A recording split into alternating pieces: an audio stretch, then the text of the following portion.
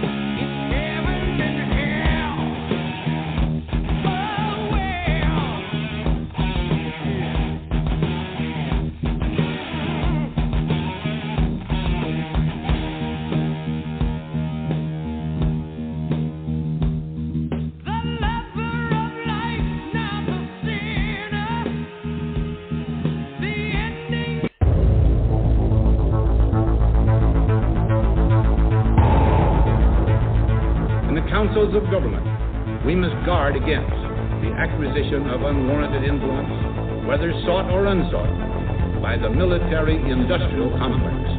In Dallas, Texas, 3 shots were fired at President Kennedy's motorcade in downtown Dallas. The first reports say that President Kennedy has been seriously wounded by this shooting. It is a big idea, a new world order. It was almost as if it were a planned implosion. It just pancaked. Either you are with us or you are with the terrorists.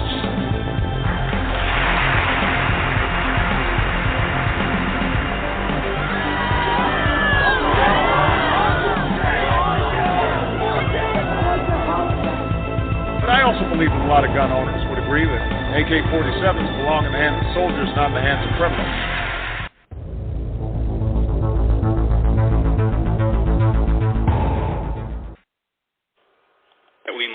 For alleged wrongdoings of our imperial past by submitting to massive immigration into our homeland. This argument depends upon white guilt. Some of our people get a rush from indulging in ethno-masochism. But we can smash this politically correct charade simply by refusing to apologize for who we are. I'm not sorry for the colonization of indigenous peoples. After Europeans left, they went back to their third world ways. Moreover, these people create nothing new, except for dictatorship, cannibalism, poverty, and civil war. I'm not sorry for apartheid. After the native Africans took control, they slaughtered the whites in the area just as they did in Haiti. Have a look at what happened under Robert Mugabe. I'm not sorry for slavery. Every race on the planet has practiced slavery at one point or another. More whites were abducted and enslaved by Muslims than the number of blacks enslaved by whites. It was whites who founded the abolitionist movement and fought to end slavery. Today, various tribes in Africa continue to enslave each other, yet they say there's only blood on the hands of Europeans. If anything, under white rule, third world countries had a higher standard of living than they could ever produce on their own. After we leave you to yourselves, what we build for you is destroyed. We are not dependent on you. If anything, you need us. I'm not sorry for the Crusades. Our ancestors courageously fought to drive Islam out of Europe. If it weren't for their valor, our entire civilization would be under Islamic tyranny. That same heroic spirit still flows through the blood of our people today. Ethno-nationalism among Europeans is rising in the face of invaders. I'm not sorry for imperialism. The Mongols built the largest empire in human history, but nobody suggests that they should be denied their sense of cultural and racial identity. The issue isn't that our ancestors were imperialists, it's that we were the best at it. We came, we saw, we conquered. Such allegations against the entire white world are just excuses to rob us of our once prosperous homelands. Saudi Arabia insists that Europe should take in more refugees, when they're a rich oil state capable of housing millions of them. Instead of importing their own kinsmen to their country, they offer to build mosques in Germany. I'm not sorry for the alleged Holocaust. The Soviet Commissars murdered at least 30 million of my people in Eastern Europe. We don't hear about these atrocities because Jews weren't the victims, but the culprits. I refuse to shed a tear for your Hollywood narrative. When the Jews fled Europe following the Second World War, they proceeded to ethnically cleanse the Palestinians to establish Israel. This displacement in the Middle East created resentment towards the Western world. The Zionists drive them out, and we have to take them in. Liberals will claim they're standing for human rights, but the minute you tell them whites have the right to self-determination, they scream, "You're part of the problem," thereby embracing the cultural and demographic genocide of a race that has created the very civilization they take for granted. There's no point in apologizing anyway. They merely see it as a sign of weakness and will attack you even harder. The only way to stand up for yourself and your people is to refuse to apologize. We're not sorry for what our ancestors did. We're not sorry for who we are today. No apologies, no regrets, no doubt, no compromise. We're not sorry.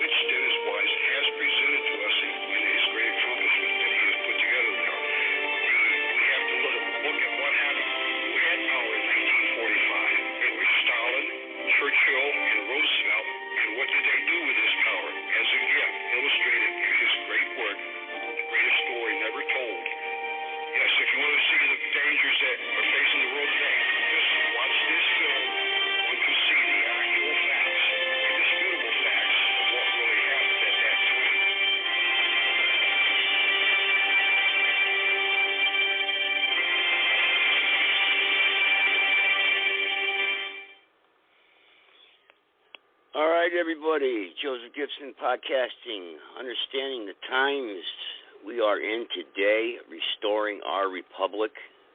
You can't beat it. You can't beat the times that we are in today. They are absolutely just out of control. And how many times do I preach on here? How many times? You want to save your country, you want to save your people, you want to do things the right way.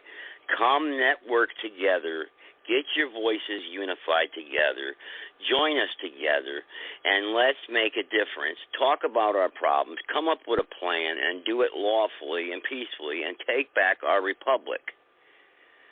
But we just can't get there. You know what? I'm not blaming Biden. I'm not blaming Obama. I'm not blaming Bush. I'm blaming you. Because you people have allowed this to happen. You people. That's right. How many times have we gotten up here and we've had full platforms, we've had empty platforms, we've had a couple people come in. When have we ever had everybody come all at once and say, let's sit down, let's come to a plan here and do something? No. We all come with the ideas. We push a singular plan, and if nobody goes with one person's narrative, everybody, that group pack runs away. Right? Right? That's how it goes. That's why I've seen it firsthand, live on this podcast. I've seen it. I've seen the few and far between join in from time to time, all fired up, but all they're looking for is money. All they want is free handouts. They want to be internet warriors and get paid to be on the internet instead of going to work all day. Okay? Listen, man, I've freaking worked 16 hours, come home and do this show. Okay? I don't even know what to pay for my blog talk show. All right? I mean, it's pathetic. People are out there. People are out constantly. I understand some people are, got it hard or whatever, and, they got, and you lose your job. Okay. But when you see the same people for year after year that just ain't got nothing because they're lazy and they're trying to live off their dummy check every month, can't do it. 10 years ago, getting that dummy check, yeah, you were right in there, getting that $1,600 a month, that disability check, Yeah, you were in there. You can get away with it 15, 20 years ago. Now you can't do it, can you? Yeah. Rent's too expensive, right? Grocery inflation. I warned you. I told you it was coming. The New World Order was coming. No, it was funny. It was funny back then. But how many times can we get a crowd on here when the lunatics come on here and the trolls start coming from the Tony Talks and the God's Rainbow Ministries and those blog talk shows? Oh, I could fill this chat room up. 50 people. 40 people. I could fill it up. Phone lines blowing up. But how many times can I get the Patriot community out here? How many times can I get them out here to come together? And the thing is I got the Republic on here. I got them on here. And what did everybody do? They complained. And now they're gone. Well, then I got the NSM on here. Remember them? Everybody complained. Racist.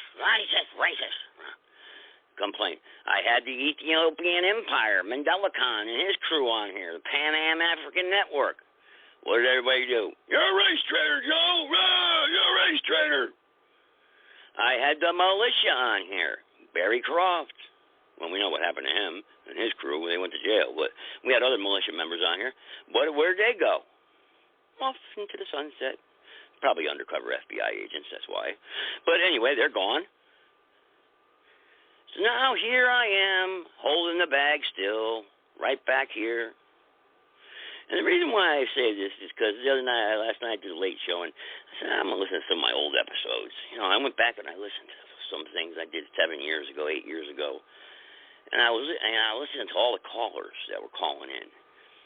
And I remember, like, the one I got on Spotify there, I got a 6-hour show on Spotify, back-to-back episodes on there on Spotify. I listened to that 6-hour one until the morning hours, wee morning hours. I listened to it, and I have about 60 different callers on that show. About 60 different callers. And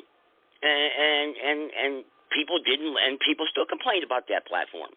They didn't like it. They didn't like Mandela Khan. They didn't like Archie Beta coming on here.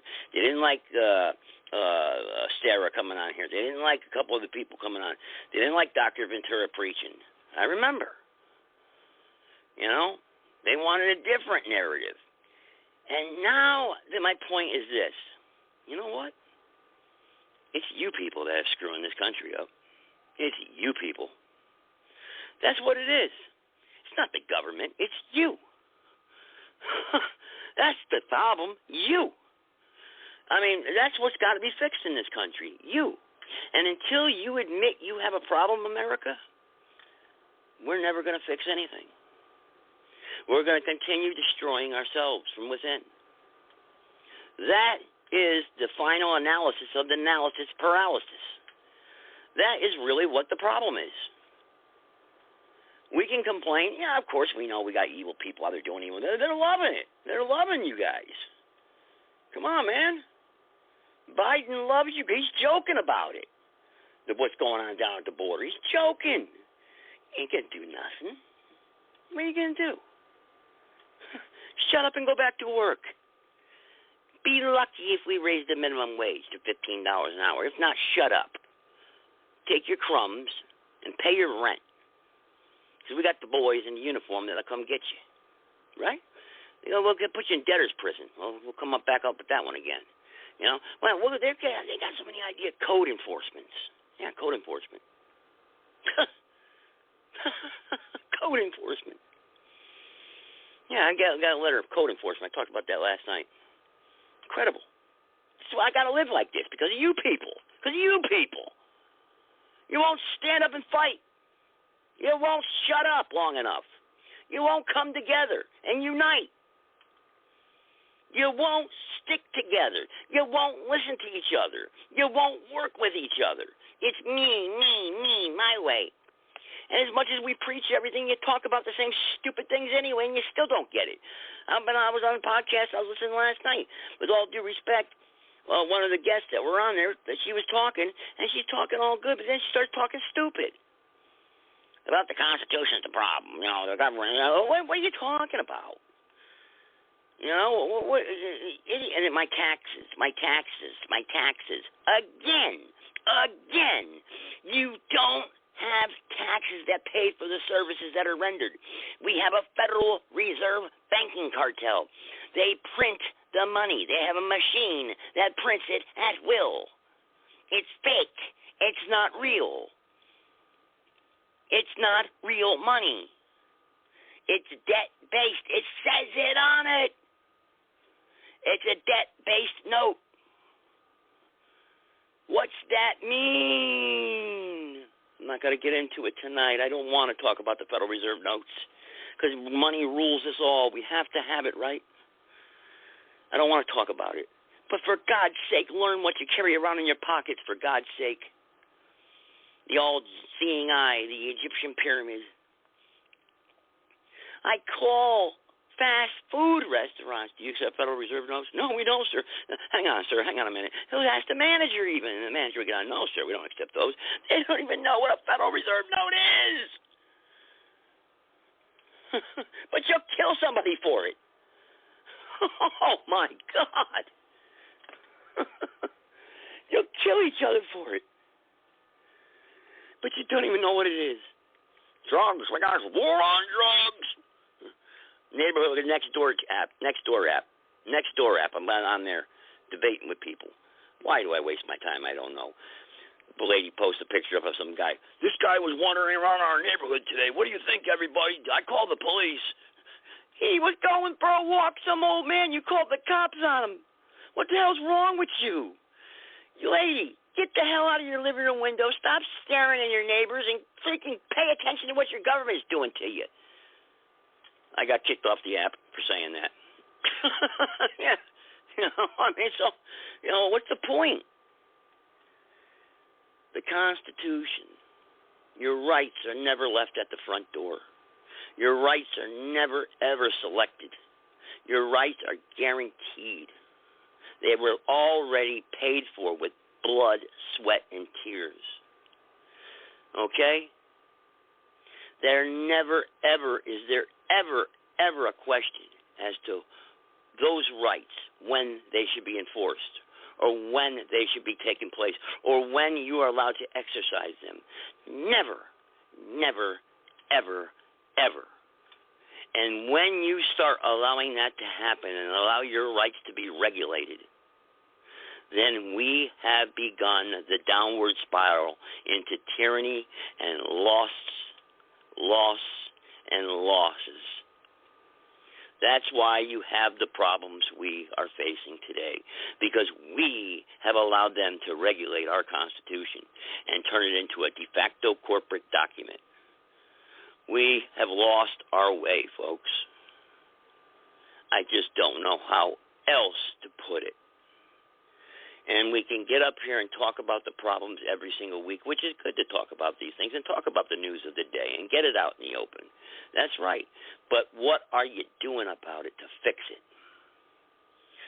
For God's sake, I'm in here today my day off, and I'm working, figuring out I got to get my campaign ready here. I'm talking about who I want to call. I'm getting letters ready. I got to do this, and I got to worry about a damn code enforcement letter. And here I am talking about restoring the republic. Get the hell out of here. You know, I mean, it's crazy. But this, you know, I mean, man. Oh, wow. Well, what was on the agenda tonight? We got to call the National Guard here. Oh, well, aren't you scared of doing that? Aren't you scared? Hell no. Why would I be scared of calling them? They ain't nobody. They work for me. All right, let's give them a call down there in Phoenix, Arizona. Find out what the hell's going on down there at the border, huh? See if they answer the phone. All right, let's see here. All right, let's get the number up here. Let's give them a call. All right, so I've spoken to them in the past, I think, on this show a couple of times, but that was over the Second Amendment. So never about the border. So let's get it going here. All right, here we go.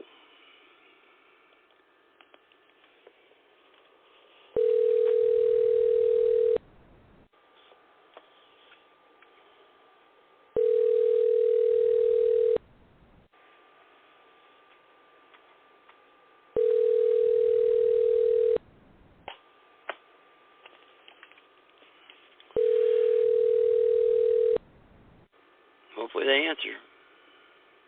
Your call has been forwarded to an automatic voice message system. 713726490 is not available.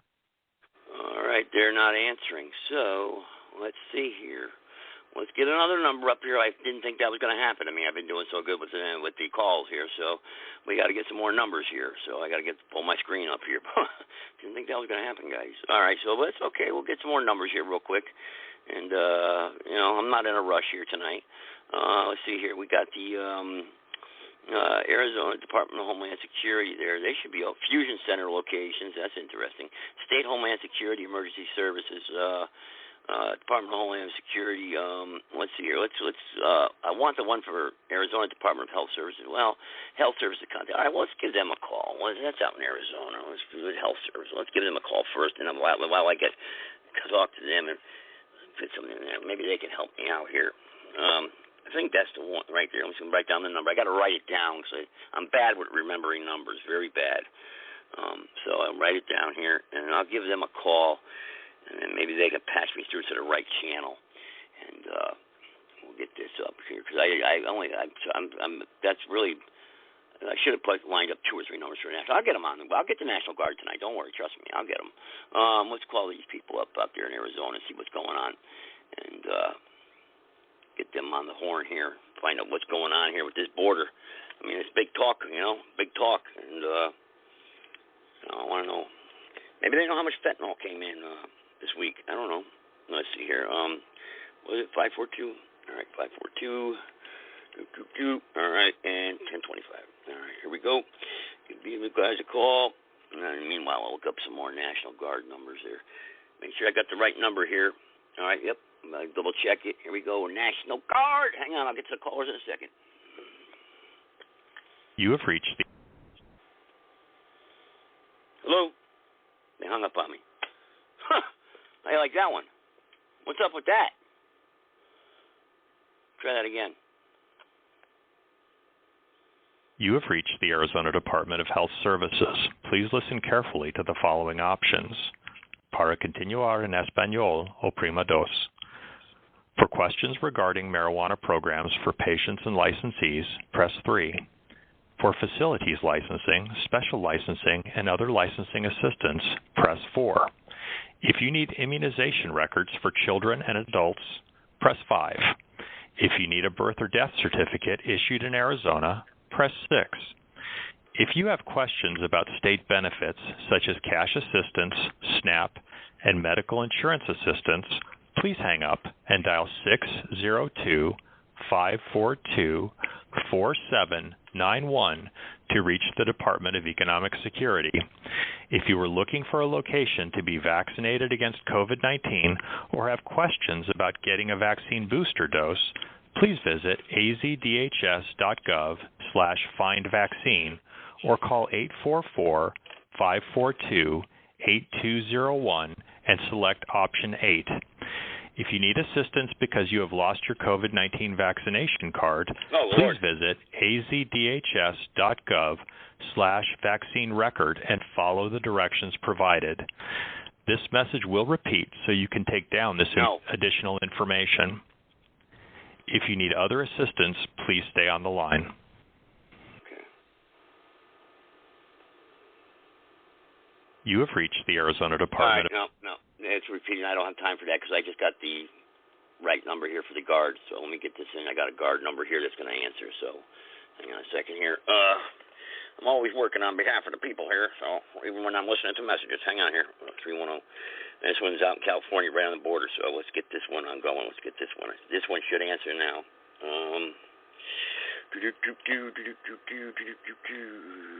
Sorry, guys, it just takes me a while to type the numbers in. I got going from screen to screen.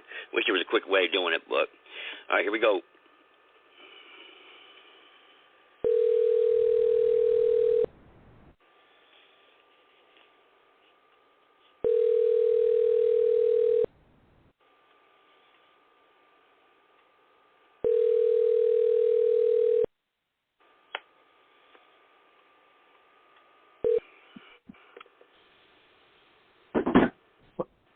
This is Master Park. Yes, sir. How you doing? I've just got a question for you. Are you the only one? Can you hear me? Yes, I can hear you. How can I help you? Okay, good. My question is that I'm down here. I'm down here in the Southwest, and I'm watching these news reports, and I don't know if you're taking part in it or not, but I'm working because I'm going to the San Diego area, and this border situation. I know they got the guard deployed down there. And down around the border. But I was wondering, is the guard there to assist the Border Patrol, or are they assisting the Mexican government in shipping or helping the people across the border? I'm not very familiar with that mission, so I don't want to give you false information. Okay. Because I'm not on that mission, or do I know anybody on that mission? Okay, so that's not in your area. There's no missions going on in our area right now. I'm in LA, and I'm a recruiter in LA. Yeah, as I figured. You're Southern California. That's what I say in our area. Okay, that's fine. And so you haven't heard nothing about it. Okay, that's fine then. So you haven't heard nothing. You don't know nothing about it then, correct? Correct. Okay, well, I just figured I'd ask because but before I let you go, if that was to happen and you're assigned a mission like that to help assist people over the border, that's kind of got me a little infuriated. Is that something that you would participate in? Or you going to wait until that time comes? I don't know. As long as the orders are lawful, we will obey them. Gotcha. Hey, that's the way it's got to be. Exactly. All right. Well, Thank you for answering my questions. Sorry to bother you. All right, not a problem. You have a good one. All right. All right, everybody. Okay, here we go. All right, here we go. We got somebody with their hand up here. I think I just hung up on a private caller, too. I'm sorry if I did. Sorry if I hung up on you, private caller. 506, go ahead. Hi, Joey. This is Gary. How are you? Gary. Yes, how you doing? Good. I called a couple of weeks ago. We were talking about bad neighborhoods and all that good stuff, and I was part of the panel. Want to say I had a good time speaking with you and your panel, so I figured I'd call back. Yeah, what do you think of this border situation? What's going on here? What do you think about this border situation? Well, I think, all these people that are coming from Central and South America, and I think that if they should have stopped them over there at the Mexican southern border. Yeah. Or, like all the Haitians that are coming over, they should have stopped them in the Gulf of Mexico. I think Mexico should have stopped them. The U.S. should have stopped them before they even got across Mexico. They should have just posted up over there in that Guatemala over there, or in Haiti, or whatever, Okay, but they didn't. They didn't. So what do we do now? They're shipping them. Do you understand what they're doing? Do you know that they're kicking veterans out of hotels veterans that have vouchers to stay at hotels to get back on their feet or going through programs. They're kicking them out and putting the illegal immigrants into these hotels. Right. So, well, with that, I haven't given it much thought, but what I would do personally is, I don't know how they're splitting them up, but the veterans should be like the taken care of first class, but there's more hotels. I don't know why they're putting them in hotels before they were putting them in camps and whatnot and incarcerating them. Because they broke the law. I thought. Well, they broke the law. Right. They should be incarcerated, you know? Right. So why are they putting them in hotels? Well, that's because that's a good question. I would like to ask that question to some of my representatives, actually. You just gave me an idea, but why are they putting them in hotels? You were running for office. I thought you were running for office to be like a senator or congressman. What are you doing there? I'm running for the House of Representatives in North Carolina, yes. You know, I liked what Governor Abbott did where he shipped them off to other states. That's what they should do. Maybe ship them out to other states. To like, incarcerate them over there or something, or, you know, just maybe put them like in, I don't know how liberal North or South Carolina are, but maybe send some of these immigrants to you guys over there and see how you deal with them. Maybe put them in hotels. No, we don't want them over here. Prisons. We don't want them over here. We don't want them over here. We don't want them over here. And if I find out they're coming over here, and I'm an elected representative, I will introduce legislation to stop that. Right, but you can show them. You can be an example of how you treat these people and how to handle them. Oh, really? Like how should I treat a politician. Them? Well, like you said, maybe you just lock them up. So you built the jails, you built the prisons, and you just lock them up for, I don't know, or turn, I don't know, whatever you got to do. Just lock them up. There's a lot of them, but they should just be dispersed throughout the country, processed, locked up, and sent back. How about we don't let them over the border to begin with, and then we don't have to worry about locking them up? How about that idea? Did anyone ever think about that idea? They're already over. They're already over it, Joseph. Don't you get it? Somebody's part of it. Yes. It's a big. You're correct. I don't know if you're familiar with George Carlin, but it's a big club, and we're not a part of it. It's a big club, and we're not a part of it. Someone's letting. All right, hang on. it. I'm going to call Dianne Feinstein's office right now. Hang on. Let's call Dianne Feinstein. Hang on. Oh, that old hag. Yeah, hang on.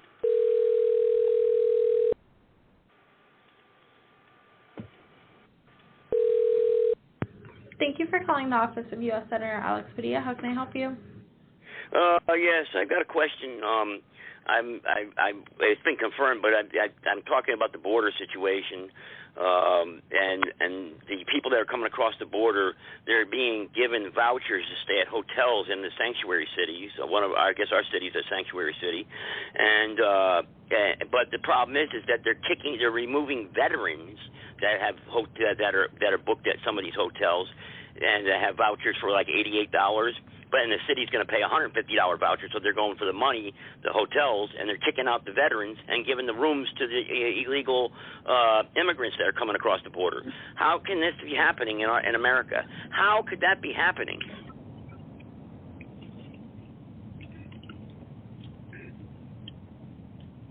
Hello? She hung up on me. I want her back.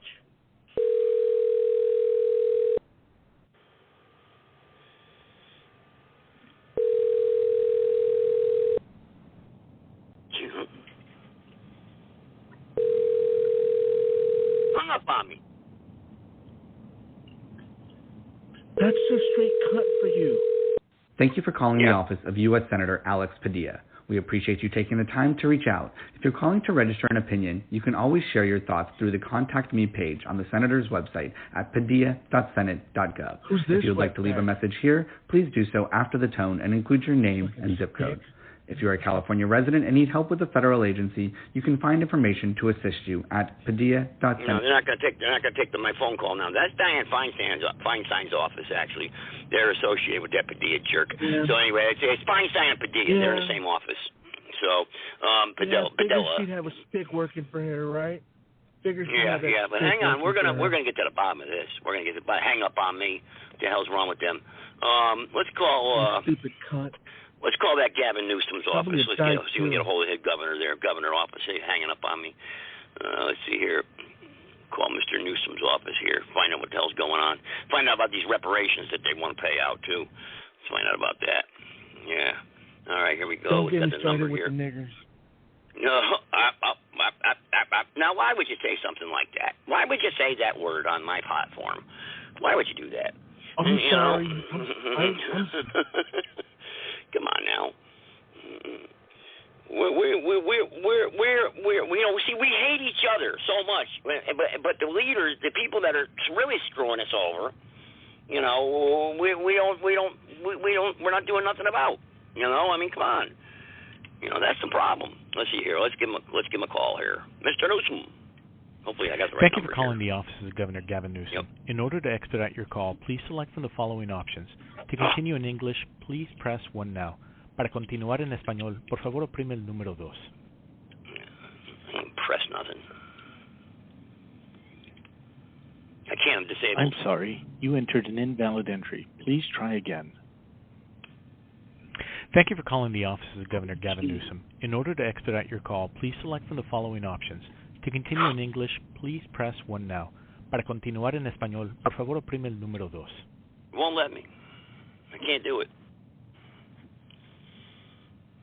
Now they got me trapped. I'm sorry. You entered an invalid entry. Please try again. I didn't enter nothing. Thank you for calling the office of Governor Gavin Newsom. In order to expedite your call, please select All right, from the you're not going to following let me options. through. To continue in English, please press 1 now. Para continuar en español, por favor oprime el número 2. Oh, well. All right, we'll give him dump that call. All right, he's not going to let me through it. See, Blog Talk does not allow me to do. That's how they get you on that. All right, but hang on. Let me go to another directory here. That Feinstein boy, that got me angry. Did you press 1? I can't do that. I can't do that. The studio doesn't let me do that. I'm calling in through a headset. It doesn't let me do it. Well, you got to figure it out. No. Anyway, hang on. I'm getting other numbers here. Let's see here. Oh, all right, here. You got to make sure there's somebody that's going to answer too. They got 1 million legislators in California. It's just that a lot of them. What am I going to call the mountains for? The mountains of California. They're not going to, do anything. I'm not interested. I'm going to call people down by the border. Let's see here. You should call the how Motel about this one? Here we go. What's that? Call some Motel 6s by the border. I bet they're... Oh, I did that last night. We contacted them, and it's a true story. They are kicking vets out, and giving them rooms to illegal immigrants. So yeah, it's crazy. It's crazy. Diane Feinstein just hang up. See, they got my number. Actually, when I called, they took a lot of heat for that call that I did a few weeks ago. That's why. You answered them. You said about guns. You said you were going to confiscate them. Don't you take calls from that guy ever again. Make sure his number is blocked. I can hear Feinstein now. Turn them all in, Mr. and Mrs. America. Turn them all in. Yeah, bitch. Oh, yeah. Now, let's be nice now. We don't have to resort to name calling because that's what they do. We don't have to stoop to their silly level. Old. She's old. Huh? Am I speaking any falsehoods? Am I lying? She's old. No, she's old and ugly. Yeah, she's an ugly little bat. Yeah. And and are you saying she's not a bitch? Yeah, she's a bitch. Yeah, she is. She's a bitch. But I don't want people that are calling in and just started listening to the show hear me talking about saying silly stuff like that. Okay. We could speak like we have a little common sense here. That's all I'm saying. I'm just entitled to my opinion. Yeah. Well, when you make your opinion, though, make it with an educated response. Don't F this, F that, dick this, I mean, nobody wants to listen to that. I'm not Tony Talk here, I mean, nobody wants to listen to that stuff. And you got women and children listening to this show, I mean, I don't want to chase away listeners. Let's put it that way. Yeah. All right, I got one here. I got California State Assembly member Laura Davis. She's in the 74th District. And then I got Oregon County Board. That's all I got available right now that are going to answer. So, from what I understand. So, let's see here. Let's punch up the board here. Let's get them on the phone. Hey, this is live radio. This is what we do. This is what we do. We're calling these people for you, and where is everybody? Where's all my hero patriots at? That are restoring the republic. 2074. I mean, here we go. All right, so I'm changing the format of this show pretty soon, most likely. So I'm going to talk about that maybe too. All right, here we go. Let's call this person. Here we go.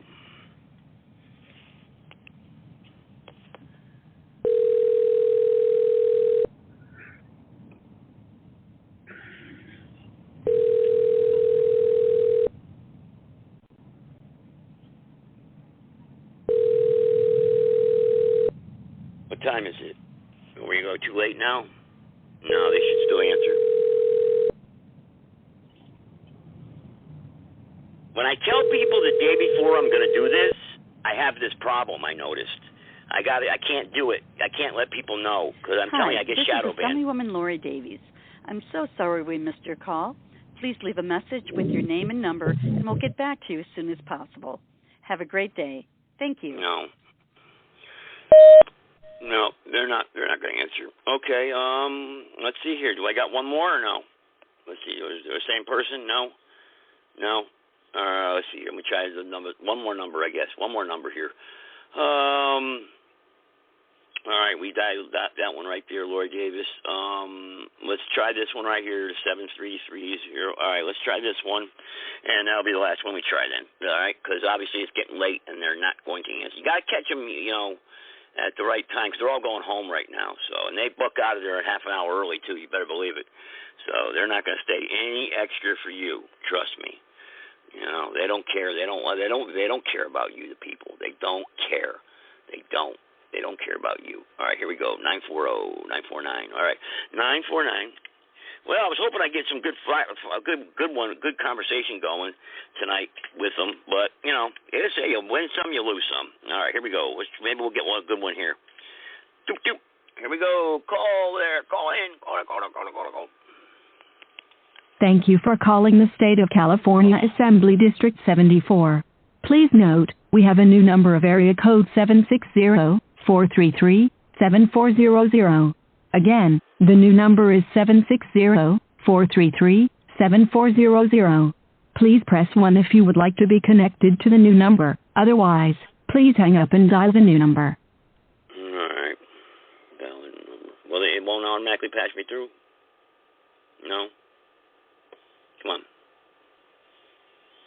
Thank you for calling the State of California Assembly District 74. Please note. All right, let's call the new number. Who's got their hand up? You hung up and called back in? All right, hang on. I'll get you back on here in a second. No, I'm hanging up on the wrong people here. That's why, I think. Here we go. Boop. All right, here we go. Did I hang up on you by accident? Yes, you yeah? did. Private caller. Go ahead, private caller. You're on. Bridget Pruitt. Oh, boy, here we go. You ain't got nothing bright to say? Bridget. Noah, shit. You got anything smart to say? No? Noah, shit's in the drawer. All right, here we go. They're starting to come out of the woodwork tonight. Here we go. Bridge, here we go. Did you say Bridge do it? I don't know what the hell What he's does saying. that mean? I don't know, and Bridge I don't care. I don't want to entertain the nonsense. I really don't. I don't want to entertain the nonsense. But, border is the topic here tonight. And, any topic, really. I mean, so anybody wants to queue in, now's the time there. I think I'll hold off the calls there. I'm hanging up on callers by accident, so my phone, because my board got jammed there. So, and because the trolls are calling in, they're hanging up, and a number pops up by accident. I take my eyes off the board, and I'm hanging up on callers. So I apologize for people that were real callers if I hung up on you. But, hey, look, America, you like this. You like this stuff. You like it, America being broken. I gave you a good lecture in the beginning here. You're the problem. This is just the way it is. Let's see here. We got RuPaul's Drag Con features twerking telebuddies on kids surrounded by sex toys and half-naked adults. Why shouldn't the election be called out into question? Greg Gutfeld demolishes Fox News narrative over stolen 2020 election. Sports Illustrated 2023 swimsuit issue to feature a transgender biological man on the cover. How about that, guys? Huh? There you go. You like that swimsuit issue? You got robbed, huh? Look. Huh? What's wrong with those trans people? Right. Hey, Chicks well, addicted, yes. Brooklyn residents outraged. Illegals being housed in elementary school gymnasium. How about that one, huh? The time to impeach has come. What do you think, guys? The time to impeach Biden or what? The Republicans, why? What are the Republicans waiting for? Is it not time to impeach him? Is it not time? Fuck Joe Biden. Fuck Joe Biden. I mean, the guy's, it's crazy. Joe Biden. All right, watch your language. Watch your language, please. Oh, I'm sorry. Okay, man, let's go, Brandon. Let's go, Brandon. All right, here we go. Brandon. Let's read this one here. All right, here we go. The school serves children ages as young as 3 and goes up to 5th grade. The New York Post covered the arrival of illegals on Sunday, writing dozens of immigrants will be housed at the gym outside the Brooklyn Elementary School with no timetable on how long the building will be used as an emergency site for migrants. They call them migrants, immigrants. See, 1 week they're migrants, the next week they're immigrants. City Council members Justin Brannon and Ara Kagan said Sunday evening. Independent journalist Leroy Johnson, Leroy Press of Viral News, reported. All right, well, I guess they're being housed here. Now, listen, folks, check this out, right? We're worried about school shootings, right? They say some of these people coming across the border are gang members. Aren't you worried about, and they're going to Brooklyn, New York. That's like a real safe place to be, right? So they're going to Brooklyn, New York, which, if they're gang members, that's where they'll fit right at home. So, they'll be, now, are we worried about some rival gang shootings here maybe? Or housing them in schools, elementary schools? Duh. Let's see, recipe for disaster, if you ask me, right? Didn't think of that one, Joe. Here we go. Let's play this one. They could take care of themselves. Oh, that's the school. Oh, that's the school right there. Okay, we don't. All right, that's what they were showing there. Okay, no.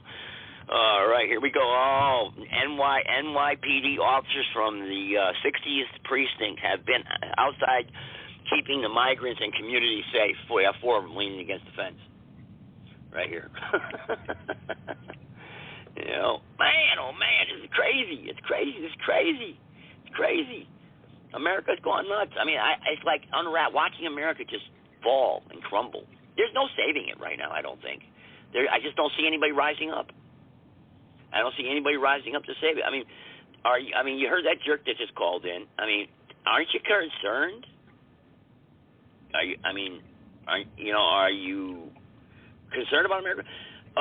This location of Bilderberg 2023 revealed secretive New World Order meeting happening in Portugal. So they're going to lay down the implementation of the final 2025 fall of America. I laid that out for you in 2020. Go back and listen to my show. Told you about what was going to be happening. Look at destruction of America. What was that? The next bioweapon, huh? What do you think, guys? Next bioweapon? You want to hear about that? No? All right, maybe not. All right, the U.S. soldier opens gate for mob of illegals on private Texas property. Nice. Here we go. U.S. News. Look at that. That's awesome. Right onto someone's yard. They open up the gates. Man, how'd you like to live down there by the border? Well, first of all, I would never have bought a house down there near the border. Never. I mean, the last 20 years, you got to be an idiot if you bought property down there. What's up with this Patriot Front? Anybody know about Patriot Front? They look like feds, I heard. Anybody know about Patriot Front? Anybody want to talk? Anybody has any Patriot Front members that listen to the show? Maybe you can talk about that. UN prepares. All right, here we go. We're gonna play this one there for you guys. Then you guys will open up the phone lines. Here we go. I already opened up one line, so here we go. Let's play this one. The Real Red Pill Plus is a game-changing supplement. Finally back in stock, but selling out quick. 40% off. And I saw some bone-chilling announcements in the New York Times, Washington Post, Time Magazine over the weekend, and we called it. Wasn't hard to call. In fact, I was surprised. The fourth, fifth caller we took a couple weeks ago. These articles just came out over the weekend. 2 or 3 weeks ago, we'll find the clip. I remember the name of the headline for that part of the show was "Learn Why the WHO Ended the COVID Pandemic." Just go to band.video, go to Infowars.com, type that in. There it is. Learn why the WHO ended the COVID crisis. 75,000 views. It needs 50 billion views. Everybody needs to watch it 10 times on the planet. And I called it. I asked listeners, I said, what is the proper answer for why they ended it? Because they're getting the next pandemic ready, and here it is. This emergency is over. Now it's time to get ready for the next pandemic, says the UN, says the United Nations. Here's the Time Magazine article. It's everywhere. It's time to get ready for the next pandemic. Yeah, folks, better get ready. The same people that launched the last one are going to release something even more deadly. They've already showed their hand. We'll tell you more about that when we come back.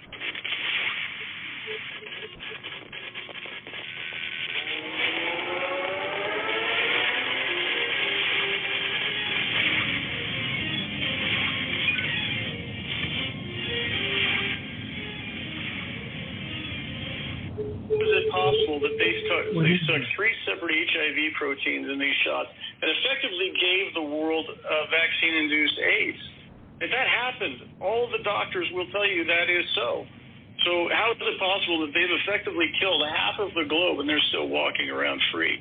Did you know, Todd, the military is starting to test the members of the military for AIDS? Yes, I do know that.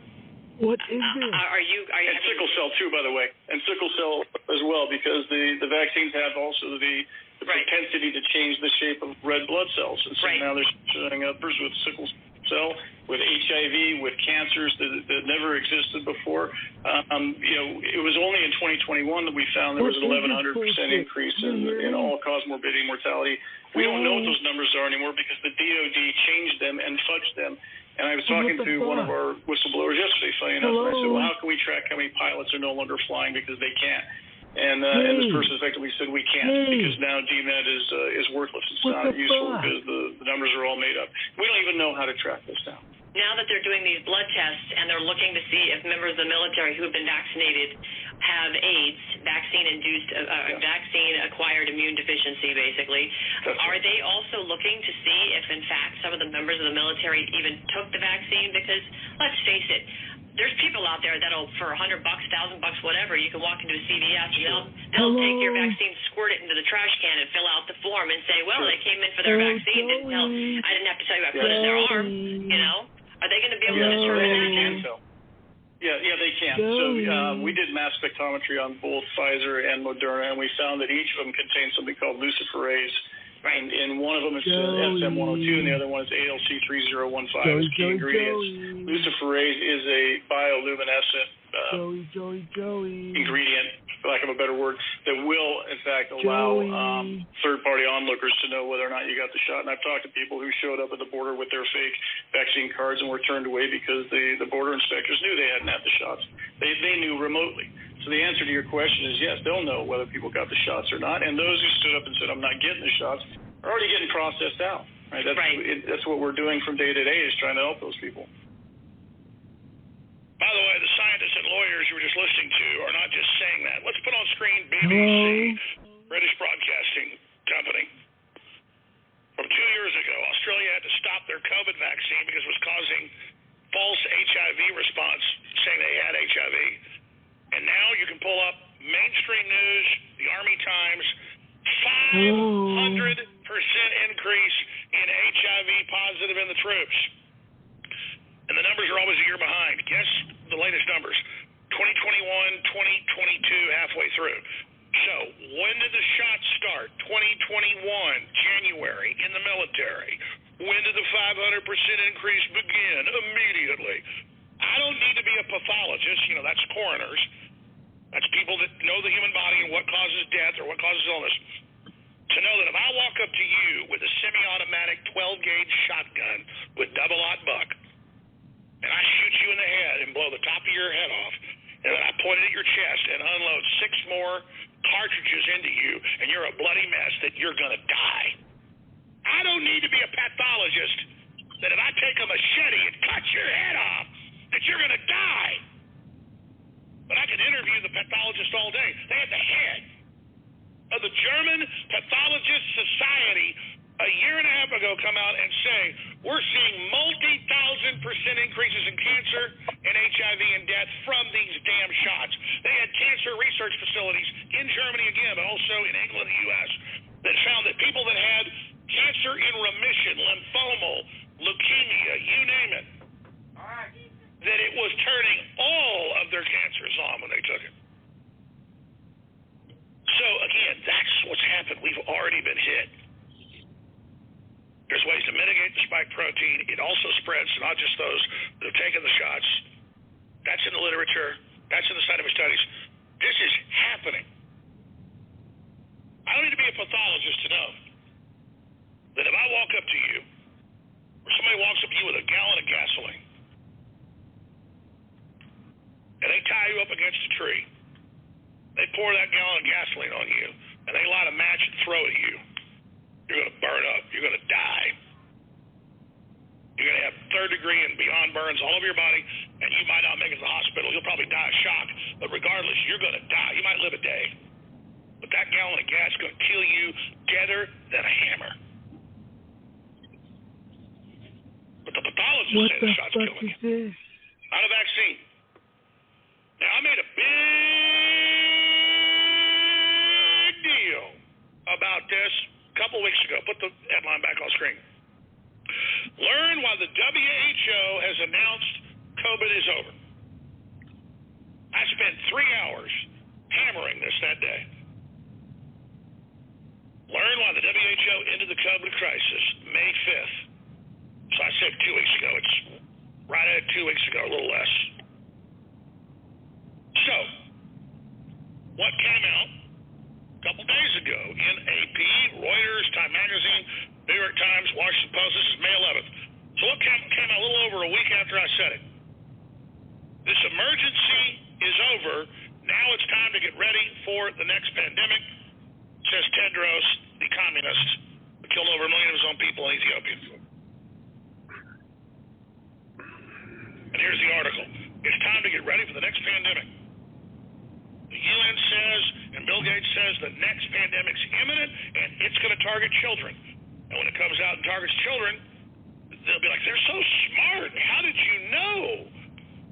And they got gain-of-function studies going on all over the world. Go read the article for yourself. This is just one variant of it. It's everywhere. Local governments need to sign on to the UN. We need to follow the UN treaty. We need to get ready and do what they say next time. What did Chelsea Clinton say last week? We're going to make your kids take it. We know the kids are going to be hit with the next pandemic. So they're already telling you your kids are going to get hit with whatever it is they got stewed up in one of their laboratories. They restarted gain-of-function research at Wuhan, and we're just supposed to sit here. What's up, bro? And I'm tired of you we had Leo at Tedros. You want to hear him don't say you all this? anal, bro. I swear to God, dog. Y'all need to dig up your ass. Only, they script it all. They pre-program it. They get it ready. Only feel like How do I know when Ford's coming out with a new electric car? Because I see 6 months of ads for it. How do I know? It's the best dick you could ever have. When Coca-Cola's coming out with a new flavor, there's 6 months ads. God, How do you know when McDonald's is going to bring back the McRib? Sticking my ass. There's a month of ads for it. See billboards. Sticking my ass. Sticking my ass. They tell you what they're going to do. Sticking my ass. UN warns Bill Gates. Sticking my ass.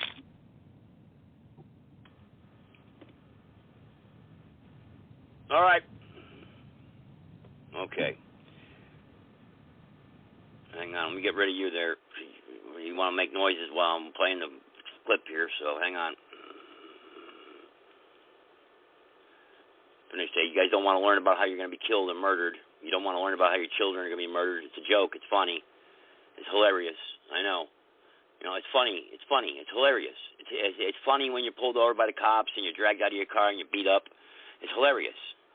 You know, it's funny when you're losing your rights. It's funny to watch veterans get kicked out of hotel rooms and watch illegal immigrants who broke the law, who just got issued a $2,500 debit card, a travel voucher, a Social Security card, a checking account, and they can walk into any bank and get a loan. It's funny, right? That's funny. That's real funny. You know? That's really funny. You know what's really, really funny is when they can get on an airplane in Mexico and go to any city in this country and get off and obtain all that stuff.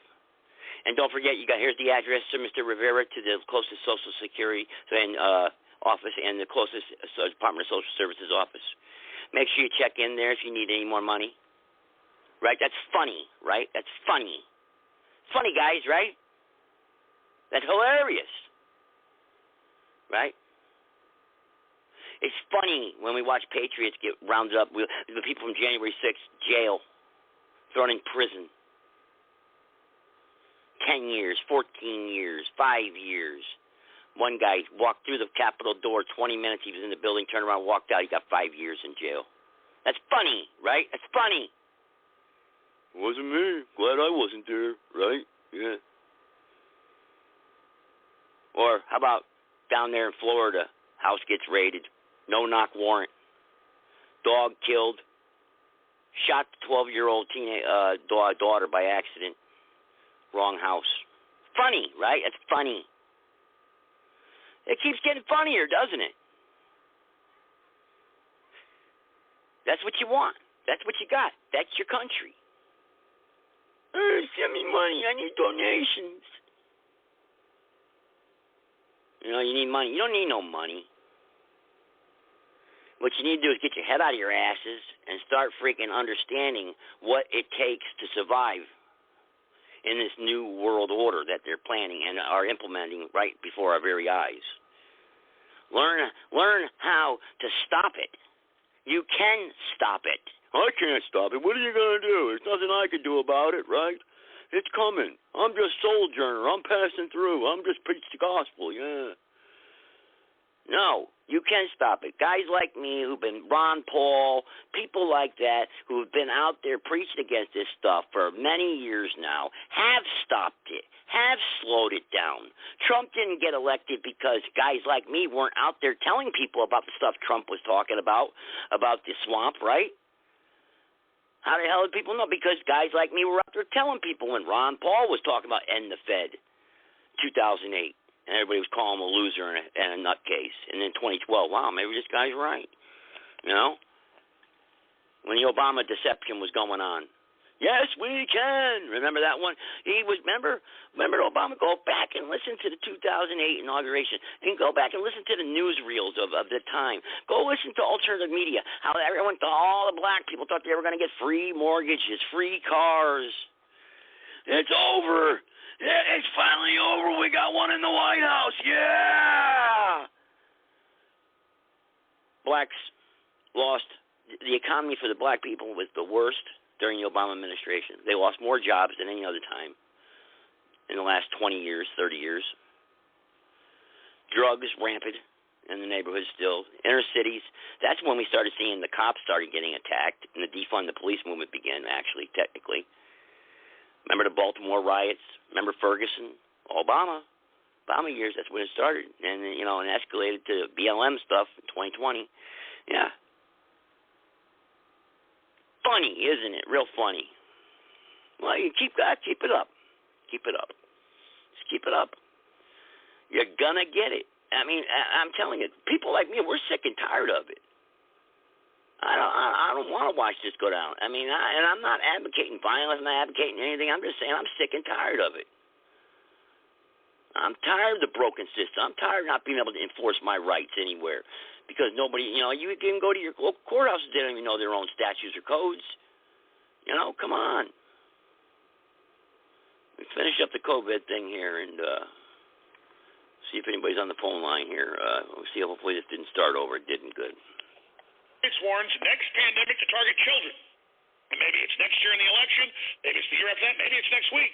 We'll be sitting here, if we're still on air, going, gee, isn't it funny? He predicted exactly that, and it happened again. Wow. Wow. Wow.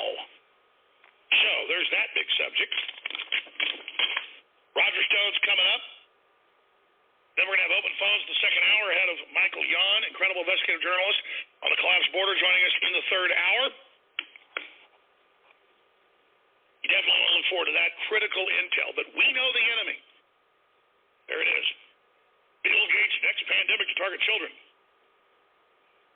They love to brag. It's kind of like a lot of different serial killers, Son of Sam and the Zodiac Killer and others, would write letters to the police taunting them, saying what they're going to do. It's the same criminology, same psychology. They love to tell you what they're going to do.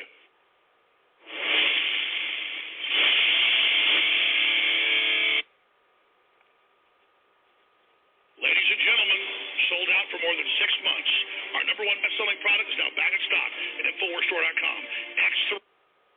There's going to be some legal changes now that Title 42 is expired, and I guess they're using Title 8. But that's just noise, Alex. That's just static on your TV. It's an illegal immigration pipeline. It's a border invasion. We know who's facilitating it. We know who's running it. It's the most obvious scam I've ever seen in the world. And shame on all the people that are saying, yeah, we're going to turn our head the other way because we're profiting off of this, which you know is a lot of Americans, sadly. A lot of Americans in government, a lot of Americans in the private sector, and now you have Democrats suing. Of course, they're representing the illegal immigrants, though, Alex, but they're suing Republicans who are trying to pass legislation to make it illegal for hotels to be rented out for illegal immigrants, like in New York, where they just kicked out veterans. They kicked out homeless veterans for illegal immigrants. People about to have weddings. So we're going to come back from break and talk about this, but Owen, here's the $60 trillion question. The $64 trillion question. We know whether we went there 3 years ago, it was basically shut down, or 2 years ago, wide open, last year, wide open. Where do they all go once they're not in hotels?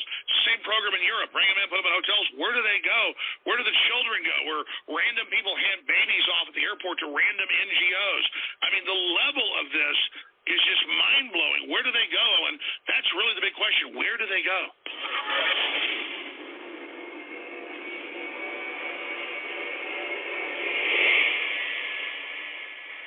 And I am in Steven Crowder's North Texas studios, hosted his show today. Great honor to do that.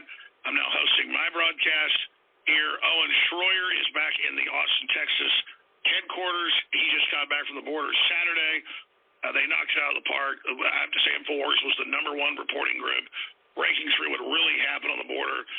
Just tens of millions of views of the work they did, really exposing what's happening. Got picked up and amplified on cable news, everywhere else.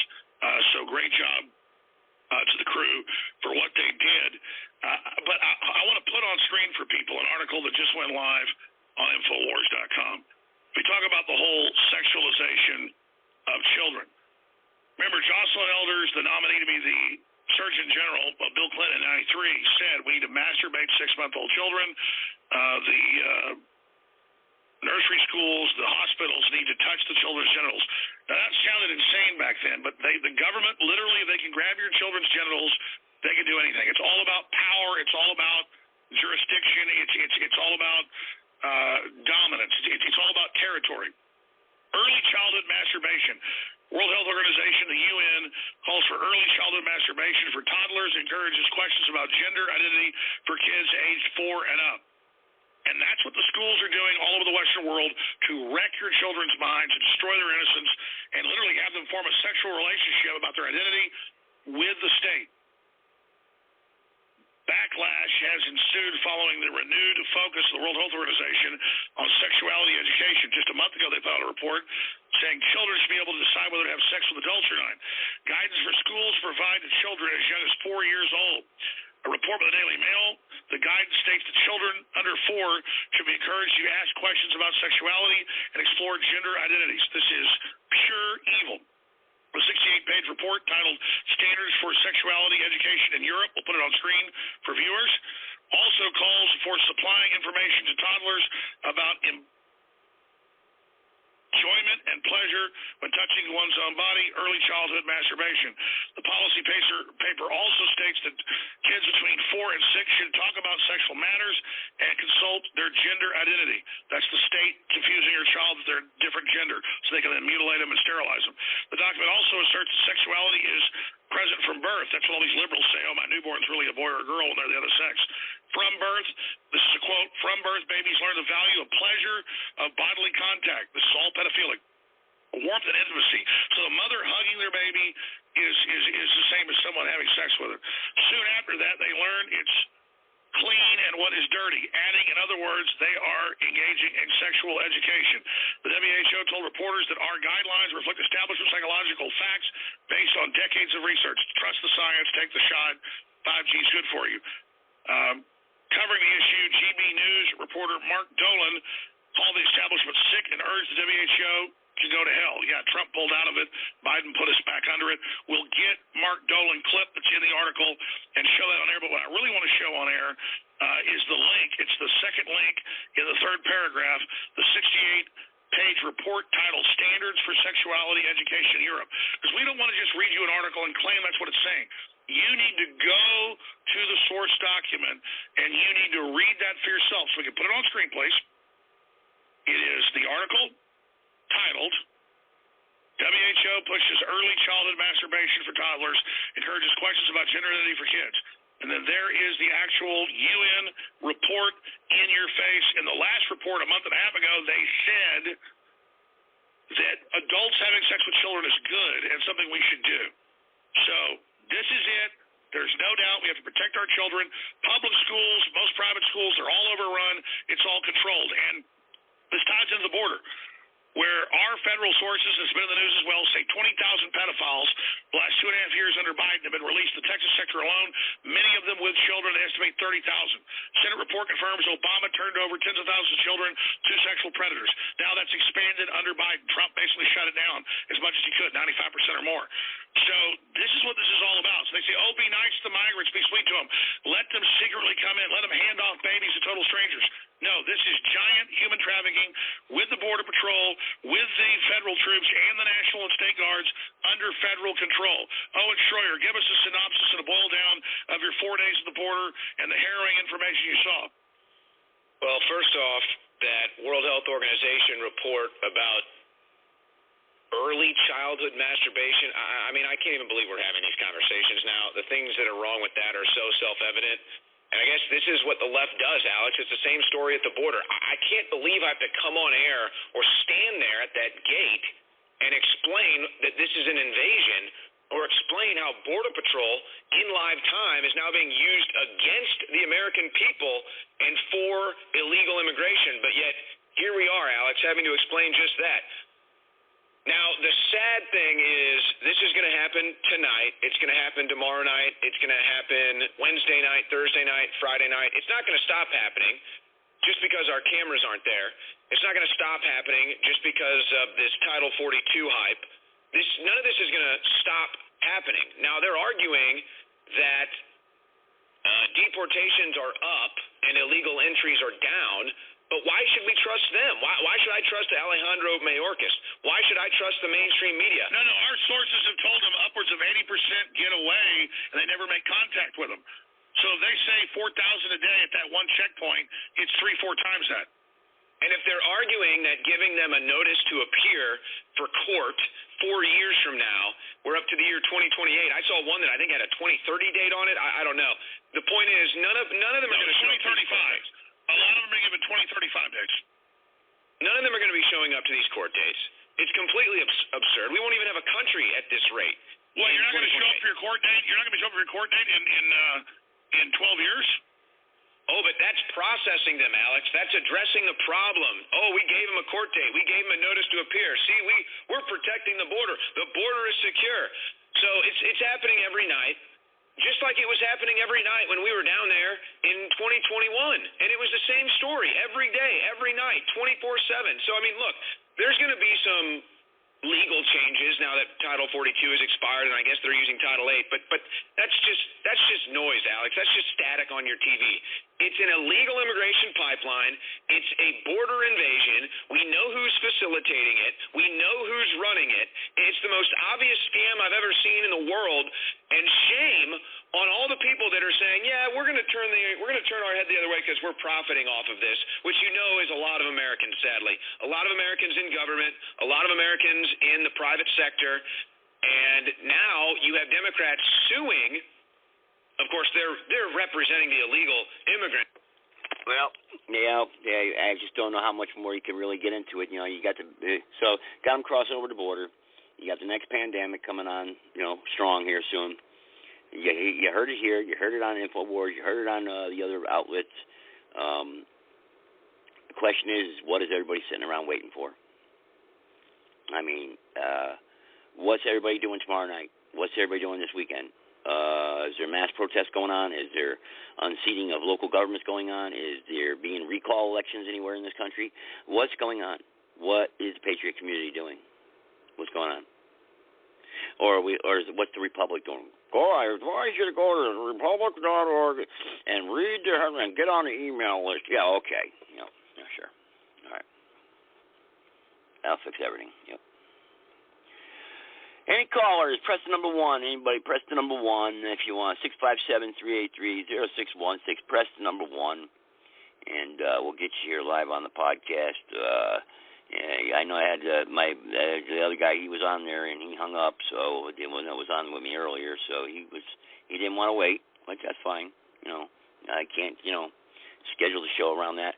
He was on there anyway. But if I'm playing clips and I leave your mic open and you're playing music in the background or it disrupting the show, then I can't. I got to mute you. So it's just the way it's got to be. But if you're just tuning in, I see a couple people that popped in here tonight. If you're just tuning in, we did contact the National Guard, and we did also reached out to a couple congressmen and senators' offices. So you have to go back and listen to the podcast and check it out for yourself. And tell me what you think, as far as what's going on. But as far as changing the platform, I'll talk about that there. I don't see any callers put their hands up. Somebody just put their hand up. Hopefully this is who I think it is. Go ahead, private caller. Hey, Joe. It's John Doe. John Doe, all right. I think I got another private caller, too. Let's see who this is. All right. Yes, who's this? It's Sarge here. How you doing there, All Joe? right. I just want to make sure I got the two, not two trolls. So, John Doe, you're first. Go ahead, man. I got Sarge on with you, too. Go ahead. Yay. Hey, Sarge. Hey, John. What's the mystery there, Mr. Doe? I just wanted to remind you that, Montana Joe's doing his new show tomorrow night with host Lori Ann from the Lucid Libertarian. She's also on Blog Talk Radio.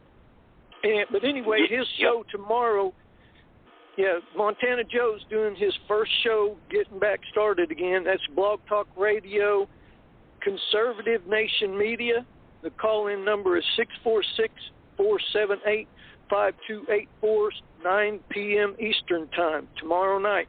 Again, 646-478-5284, Blog Talk Radio /Conservative Nation Media. And he wants people with solutions, and he wants us to be brief and pretty thorough. Otherwise, he's going to boot us off. So we're going to see how it's going to go. Well, I got him bookmarked, so I'm going to be over there to meet him. Yeah, I think he'll have quite a following there in the beginning, but if he starts booting people off, he won't get much. He won't get very far. Yep, exactly. Well, the country's never been in greater peril than it is now, so. It's terrible. It's terrible. I'm frustrated. I'm frustrated, Sarge. And by the way, when I say never in greater peril, I'm including that little dust up in the mid-19th century. Yeah. I got 305 here, too, who wants to jump in the loop here. So let's see what I got 3 of you, so I'll have 3 of you. So let's go 305 here. Go ahead. Hey, brother.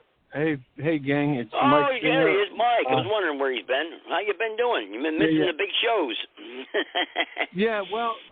No, today I left early this morning to go with my dad out to his camp out in the Everglades with a friend of my dad's and my son's. He's a fire captain with the fire department in Hollywood, Florida, and he went out and we were mowing the lawn around the camp out in the woods. A nice place my dad has out there. That's our bug out if things go to hell. But I got Josh on the other line with me as well. Josh from Wisconsin. He had just called me, so I was just driving back home, and when Josh called, it reminded me, oh man, the show was tonight. So sorry I'm calling in late. But that's all right. To the man that, I want to make a comment quickly on the man that was speaking earlier before Sarge.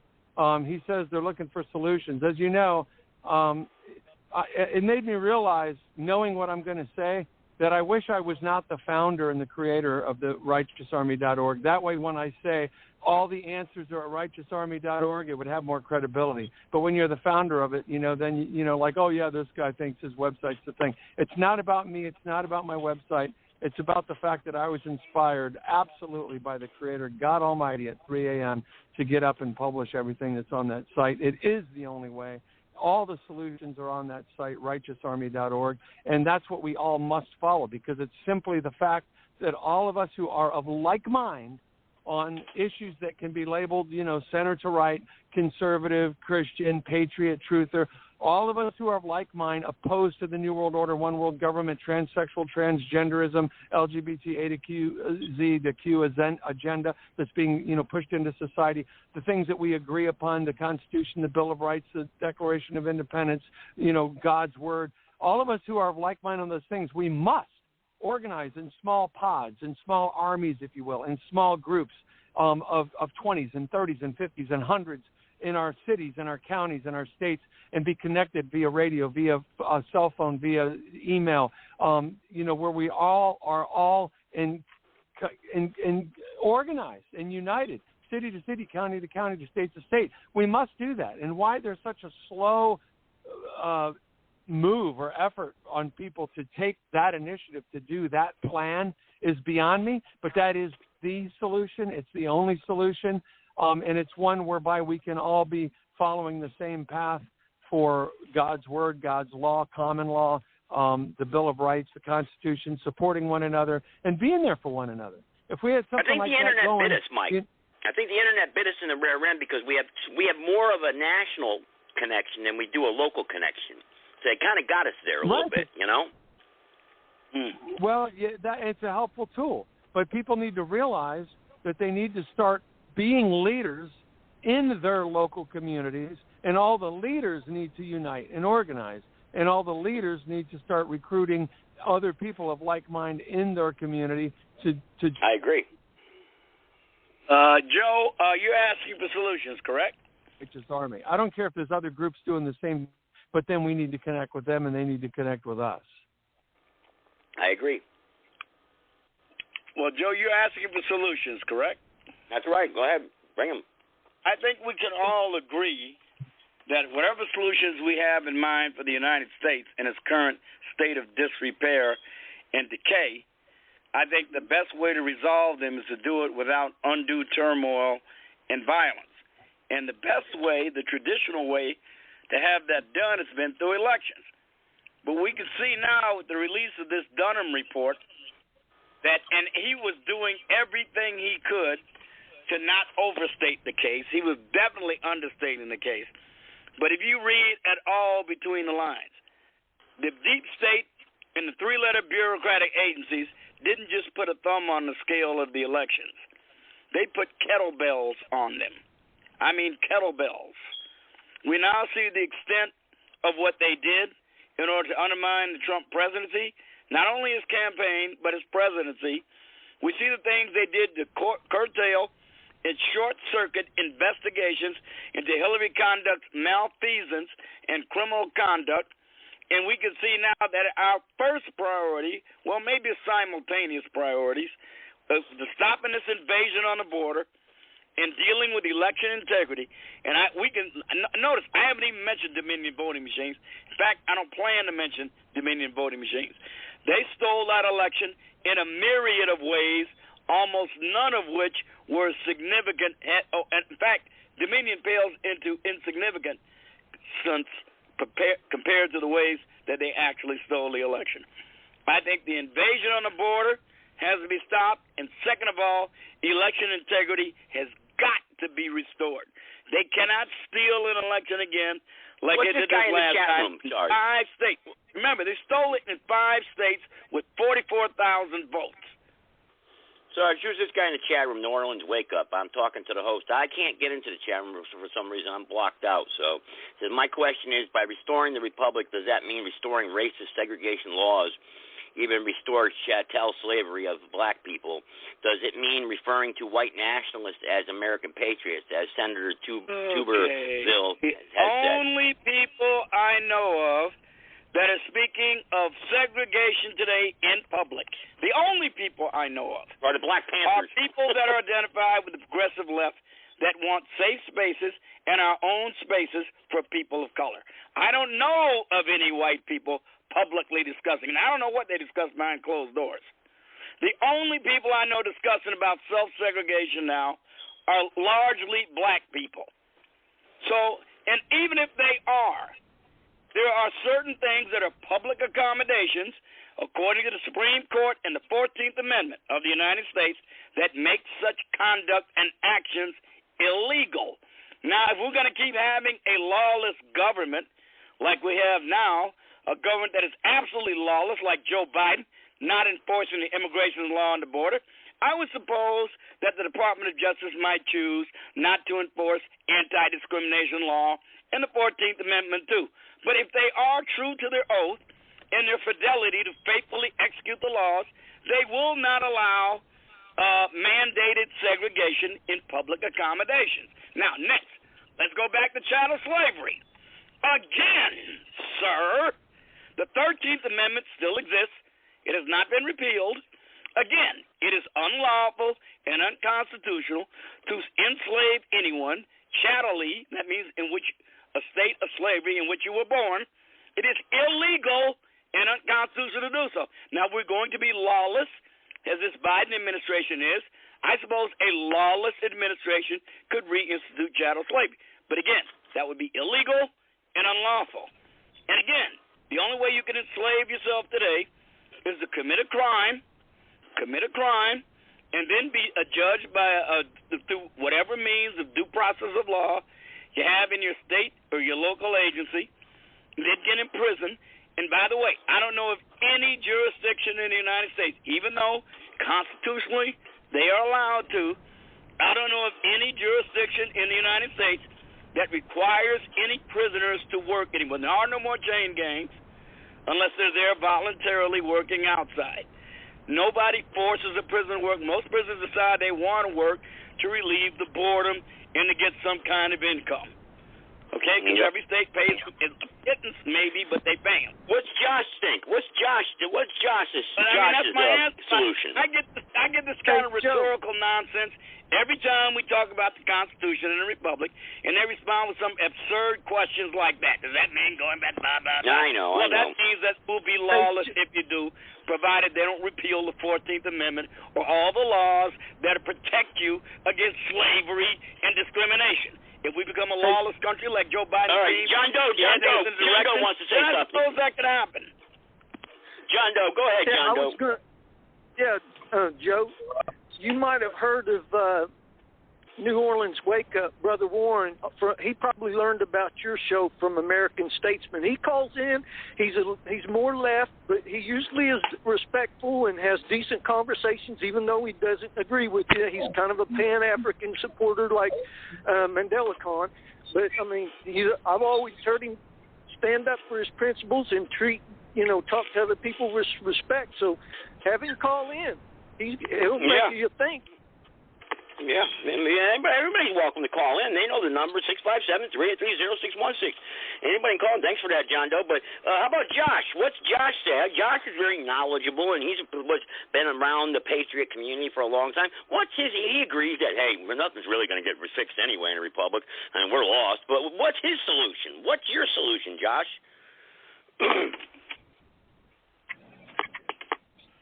If he's there. You there, Josh? Josh. I show him being on the line with me. Well, maybe he's not there anymore. That's okay. He was there. I'll drop him and try to call him back. I'm actually driving into my park right now. Yeah, that's fine. I understand. It's all right. But the one. That's fine. Yeah. If I do, I'll call back in. Yeah, man. Well, this guy says, then why do you guys support Confederate generals and their descendants today as American heroes?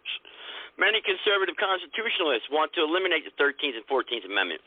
Look, what's history? Our history is our history, man. Why can't Confederate generals be heroes? Why can't they? Why? Well, why does Michael Jordan got to be a hero for some people? Maybe I think he's racist. Joe, I answered him again in the chat room. I said, the Confederacy was composed of Democrats.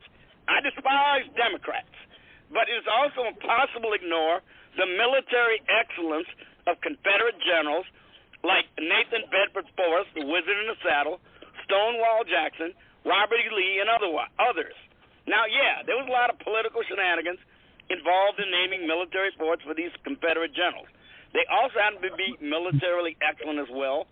Their campaigns are still studied at West Point for a reason, because they were militarily excellent. It has nothing to do with wanting to restore the Confederacy any more than it has to do with studying the blitzkrieg tactics of Erwin Rommel or Heinz Guderian. The Army still studies those too. So that's I don't. Hang on. No, wait, Sarge. No. Do you believe that black people should admire Confederate generals? No. People should believe whatever way they want to believe. People can admire who they want to believe, but that doesn't mean you can tell me I should admire them. Actually, to tell you the truth, whether he wants to admit it or not, there was a great deal admired about General Robert E. Lee. Whether he wants to admit it, now again, he wasn't perfect any more than Martin Luther King was. But both men were admirable in their way. I mean, the man literally went through West Point, didn't get a single demerit.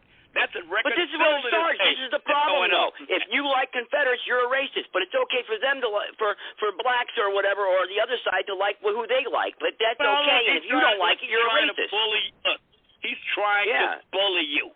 He's trying to tell you you're not allowed to have certain thoughts, and if you do, you're a bad person. I mean, he wants to act as though some of these Confederate generals were not admirable as individual human beings. He wants to pretend that there's nothing about them we should admire, even respect. And that's impossible to do if you know anything about them, any more than you can admire every Union general. This is ridiculous. That's right.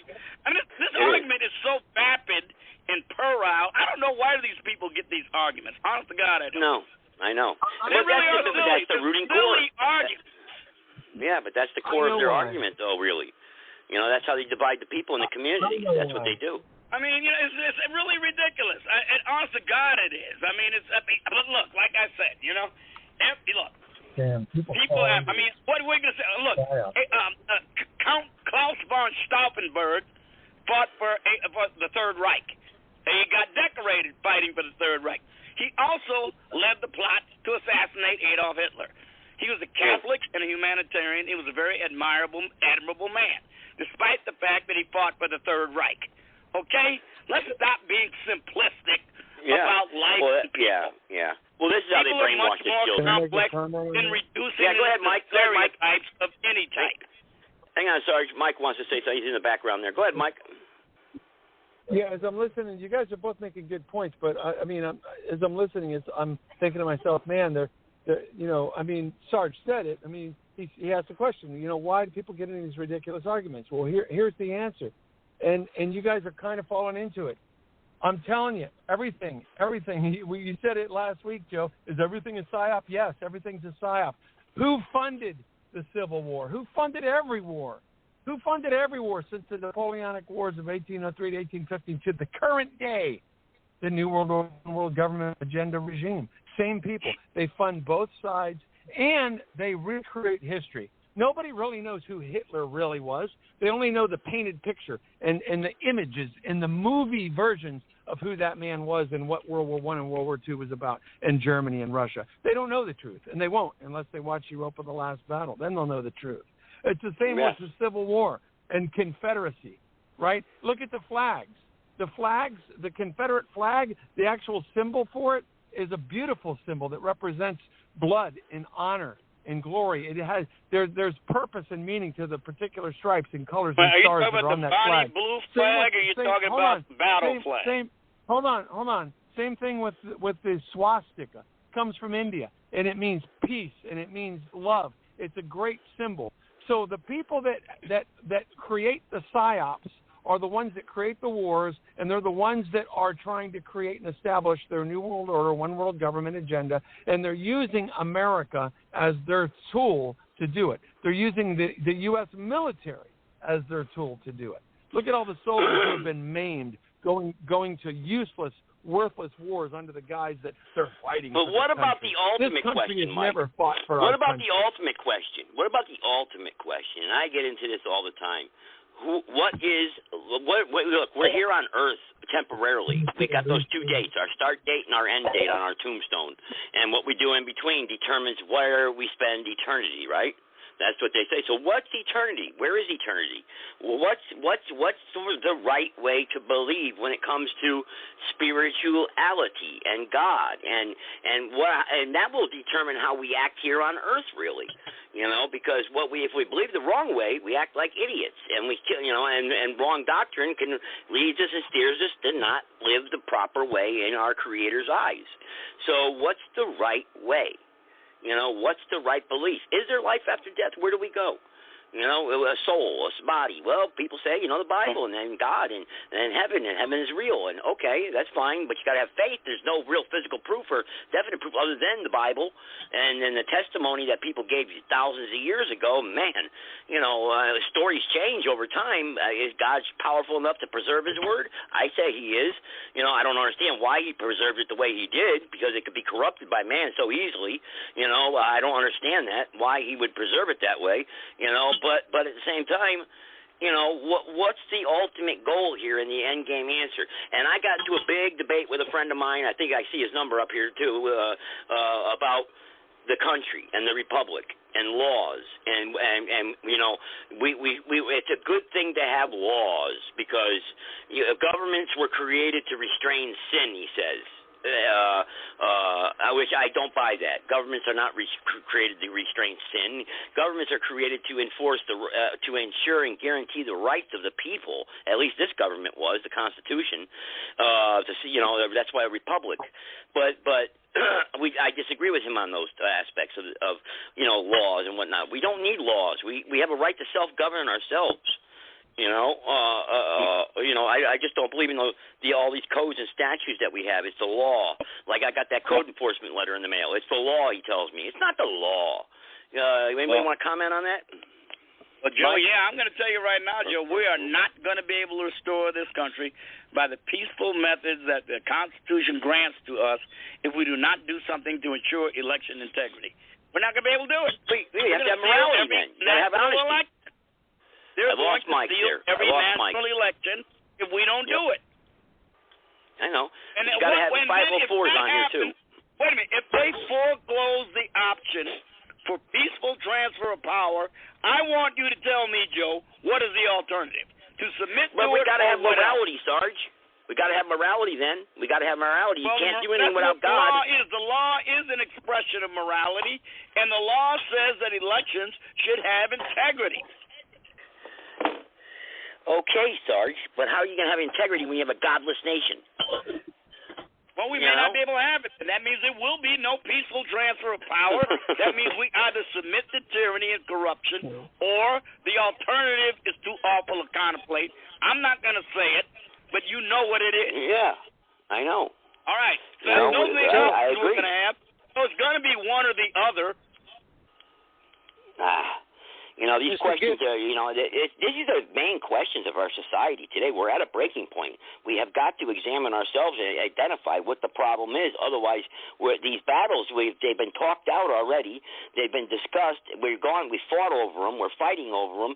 And wars have been fought over them. So we've got to come to the conclusion and find out, look, God is real. There is a God.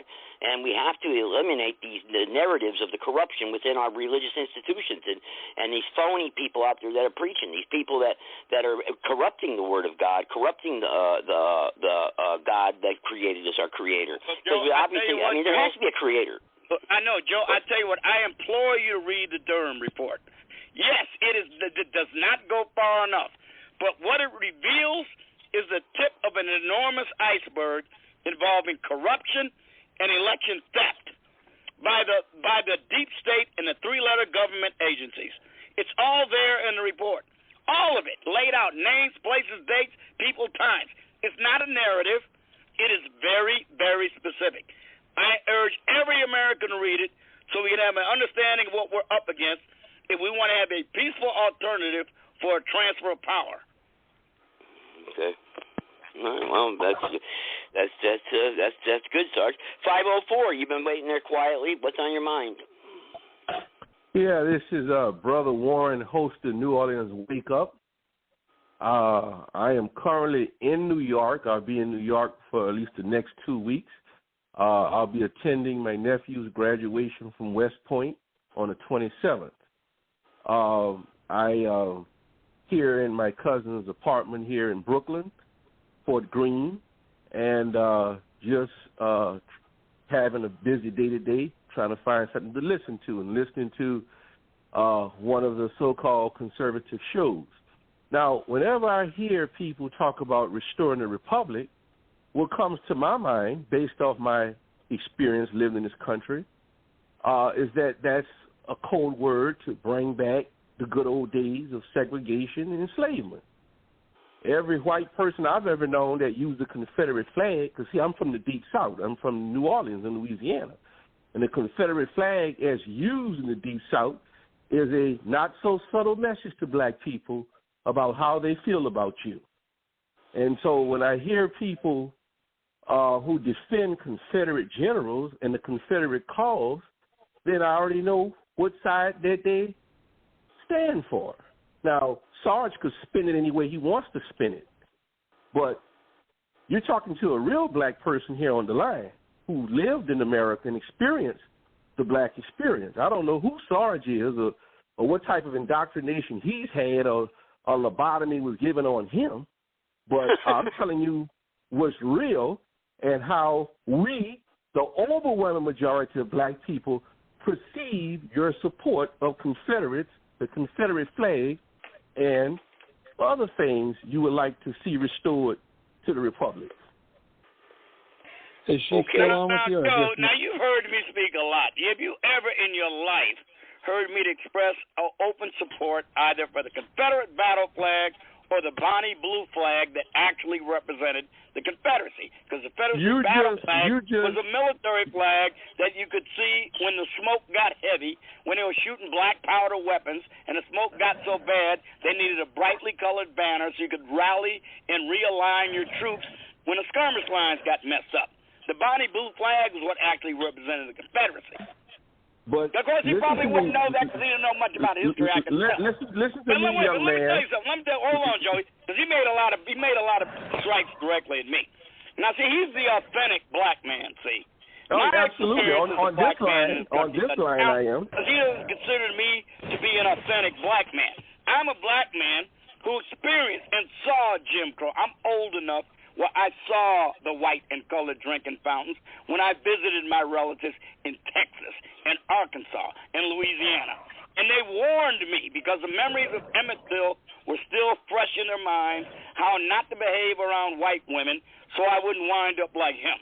I was a victim of mobs that beat me when my neighborhood was racially integrating on the south side of Chicago, Roseland Heights, into the Roseland community, because I lived in Roseland Heights. They didn't want us newly emergent middle-class black people moving into Roseland from Roseland Heights. And we dared to venture across the Dan Ryan Expressway into the white neighborhood. We regularly got beaten up by white gangs of young white boys. So nobody's got to tell me about racial discrimination and hatred. It was imprinted on my body by people's fists. But I don't care about that, sir. I care about transcendent objective truth. because that isn't true of most white people. Most white people don't behave that way. I had my life saved by my white brothers in battle. I've had my life saved by my colleagues on the police force. I've seen all kinds of nobility from white people along with the bad. You, sir, on the other hand, tend to focus on the worst elements of human nature because possibly that says something more about you than it does about me. Well, Sarge, apparently, just like you have transsexuals, you are transracial. You are a black person who feels like a white person. So I think you should have rights too, like the transsexuals. Well, I don't think what you do, sir, is anything. You fail to recognize humanity. You're not even a human. You're not even a human. You're talking to you're a real black man here. I'm not a transracial person. Racial categories, and as far as you're concerned, there's nothing else to know about them. They're simply racial categories. They're groups because you and your ilk believe in class warfare. Dialectical materialism is the method to progress. Class warfare is strife. That's the way we progress, and we're all little honeybees in little class warfare hives. And you ain't fooling me. You're not fooling anybody anymore with this racist talk. We seen the other side of your face. You ain't a one-eyed jack. We seen the other side of your face now. And it ain't fooling nobody. Gotta stop the division. We're hip to you folks in the racial industrial complex, and you're not getting away with it anymore. Boy, I tell you, these transracials are really upset and confused and let me angry. ask you this from Brooklyn. What do you think about reparations? Do you think black people should receive reparations? Well, I think black people are definitely owed a debt. I don't see how anybody who's done an honest study of American history shouldn't think that blacks are owed a debt. Why? Why would you be owed a debt? A debt for at least 2 centuries of free labor. Wait a minute. You weren't around during those 2 centuries. You didn't suffer during those 2 centuries. You didn't run a slave during those 2 centuries of slavery. You don't know. You don't know what my. No, you haven't walked in my shoes. You haven't walked in my shoes, sir. I'm talking about these people. I mean, these racial industrial complexes. He's got the suffering by Joshua, if you can hear me, get me off this call. Let me ask him a concrete question. Okay, sir, you want reparations, all right? I get it, Brother Warren. You want reparations. Let me ask you a question. Arguing. What is your... I understand that you're going to try... If you can get it, you'll browbeat people, you'll extort them, you'll demagogue them, and you'll intimidate them into giving you some dough. But I'd like to ask you, you've got to go to court to get this money. What is your legal and constitutional basis for doing it, or does it matter? Well, first of all, you didn't let me finish my point answering the question. I said, yes, I believe black people in the United States, in the Caribbean, and Latin America, including Brazil, including the continent of Africa, are owed a debt for making others wealthy. Now, how is that measured? I don't have an answer to that question. Do I think a check or a certain amount of payment would solve the problem? Absolutely not.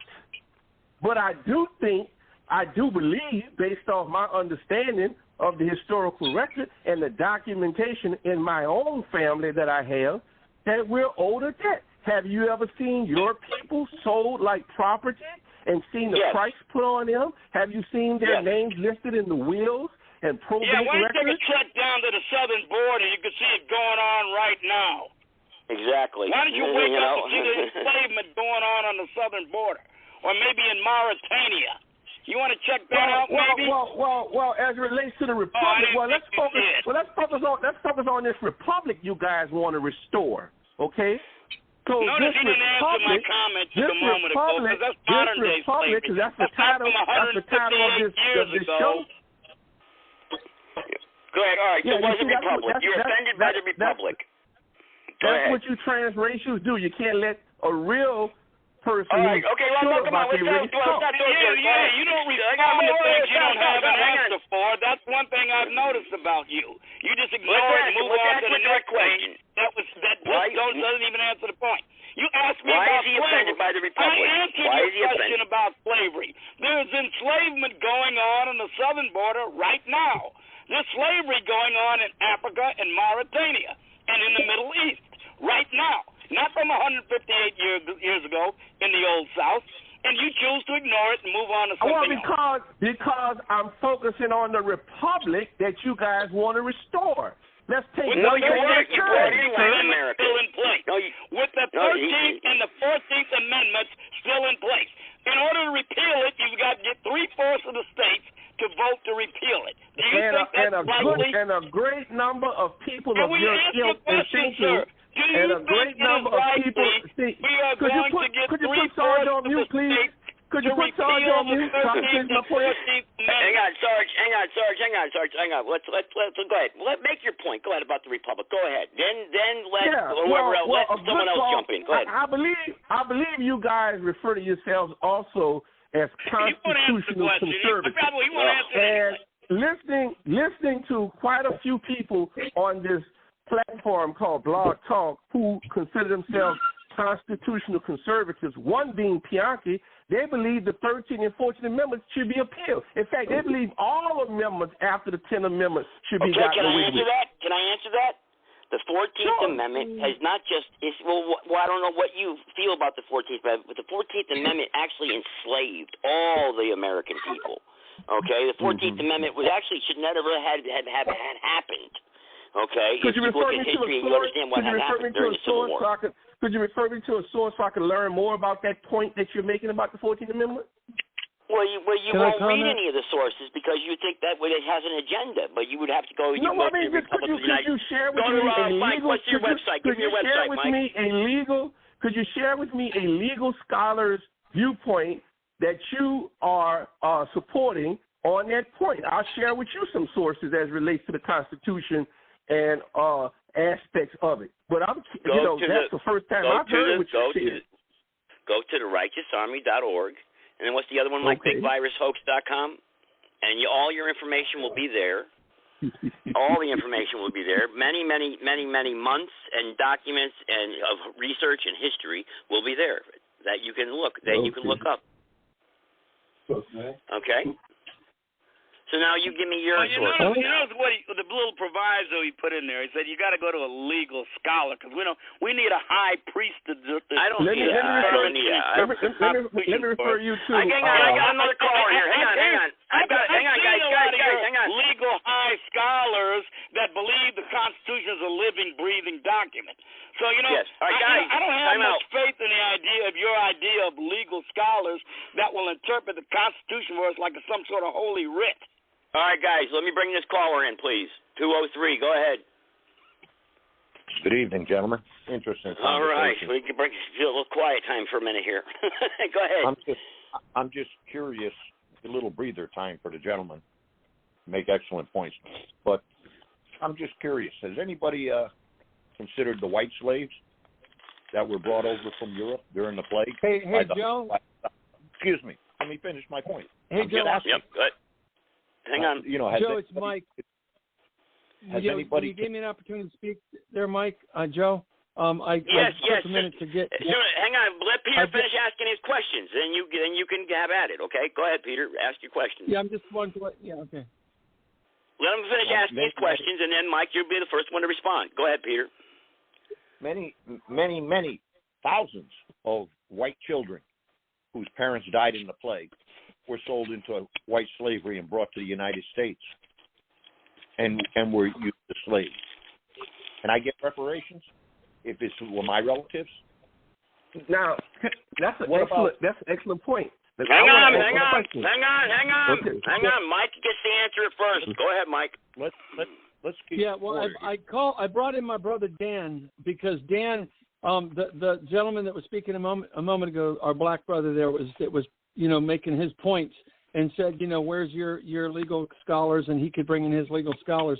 So I just brought on somebody who could be, likened to a legal scholar, which is basically he's going to address the fact that the simple fact of the matter is the United States of America was built by white people for white people. It was a white Christian nation, and the whole New World Order, one world government agenda that's endeavoring to take over the entire world has exploited the blacks. They've exploited the Chinese. They've exploited the Indians. So there's a whole bunch of people that would be due reparations, and white people included. But I want to let Dan go ahead and make a comment. He's got great insights regarding, things that come right out of the Federalist Papers and the Constitution, and who the Constitution was written to. So to answer Peter's question, whites do deserve reparations too. Okay. All right. Go ahead there, Dan. Go ahead, man. Welcome to the show. Yeah, well, real quick, the two things that come to mind right away is go to Federalist Paper number 2, written by John Jay. It makes it very clear that the Founding Fathers and all their organic documents, when they talked about, for instance, all men are created equal, they were talking about European people that were coming here, okay? Again, Federalist Paper number 2 makes that crystal clear. Supreme Court decisions clear up into the late 1800s, many years past the end of the Civil War. Supreme Court decisions came down when people who were non-white brought matters before the Supreme Court. Their cases were thrown out because they were told they had no standing before the court because they were not white. The Constitution was applied to white people. The constitutional rights applied to white people. Citizenship until the 1960s was only for European Americans. We had no quotas for non-white people coming into this country until Jacob Javits and his little band of merry men changed our immigration policy in 1965. And Ted Kennedy was their mouthpiece. He was the Shabbos Goy that they used to make it look like it was his idea. But Jacob Javits and his little band of Jewish henchmen in Washington destroyed our immigration policy starting in the mid-1960s. And I want to piggyback on what Dan just said real quick. And everything he said is, I want to make it clear, this isn't like, anything that's opposed to blacks. Frankly, the Negro black race of people, they should have their entire nations back in Africa. That's their land. They deserve it. They should have full glory and honor with their own lands, just as the Chinese have their lands.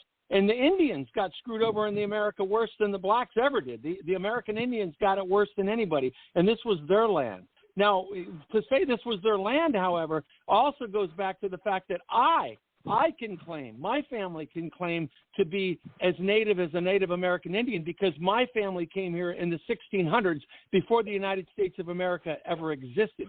So if people had their foot on this soil, it was just people going. There are many people who have traversed around the world, and ended up in different nations and different, in dealing with different peoples. There's nothing wrong with that. But by and large, the nations were the nations, and they had their chiefs, they had their chieftains, they had their government, they had their order, they had their way. So the point that Dan is making is because America was inhabited by Native Indians who frankly did get screwed over, it was nonetheless, as I mentioned earlier, the United States of America is the cookie-cutter food stamp for the New World Order, one world government. But hang on, Mike. Peter says. Can I address the white slavery issue? Hang on. Time out. Hang on. I want to address the white slavery issue. All right, but hang on 1 second, though. Yes, you can, but give me 1 second, though. Hang on. Peter says, and he's I have a theology professor here that's on the line also, and he has 2 doctrines. I forget which. In philosophy, I think it's something else. World religions. He says that the race is not what God. I forgot how he says it, but race is. Jesus didn't come here, or God doesn't care about race. There's only one race, and that's the human race. That's what statement he made to me. Now, I know Dan's going to disagree with that, or Peter, you maybe, if I'm saying it wrong, you can jump right in here, but you back up what you say. But Dan, well, what do you have to say about that? Or Mike, I know you're both knowledgeable on that, and then the other gentleman can say something. Go ahead. That's the most ludicrous thing I've ever heard. Okay. Why? Period. I mean, science doesn't support that. None of the organic documents support that. The philosophers, the theologians for 1,500 years don't support that. Where in the hell anybody gets that idea, I have no idea. One of the greatest black men in American history doesn't agree with that. There's a great video of Muhammad Ali speaking on behalf of racial purity, racial identity, racial integrity. Yeah. All right. I want to address the white slavery issue quickly, please. Hang on, let the gentleman say something about white slavery. Go ahead, I obviously offended him. Go ahead. I want to say, number one, yes, there were white slaves, but what legal date did white slavery was eliminated? We know 1865, black enslavement was eliminated. So what legal document? Number two, show me the plantation homes where the white slaves worked. Number 3, white slaves did get reparations. It's called being classified as white and having privileges over people classified as black. The gentleman just came on the line and told you the legal documents where citizenship was just for white people, no black. Don't hang up anybody because you won't get me back in. Anything like that. Overtime. So the question about white slavery, what was the historic date that white slaves were emancipated and set free? We know when it happened for Okay. That's the date. You got your question, Peter. Do you want to answer that, or someone else want to answer that? I would like to answer another question that was raised about the 14th Amendment. Okay, hang on, though, Peter. I want Peter to say something. Go ahead, Peter. Is he there, Peter? All right, maybe he doesn't want to say anything. I don't know. Let me answer. Well, there was a question raised about the 14th Amendment and what was wrong with it, and whether or not it involved a breach or break from many of the principles in the original Constitution. And we already had a due process established in the Fifth Amendment, which says that you may not have your life, liberty, or property taken from you without due process of law. But the 14th Amendment brought something new in. It brought in a form of due process that many people considered corruptive, called substantive due process, which frankly has been the subject of much mischief involving rights and state power. And in particular, they say it upsets the balance of power between the branches of the government and gives undue power to the courts to decide what is constitutional and what is actually due process rights.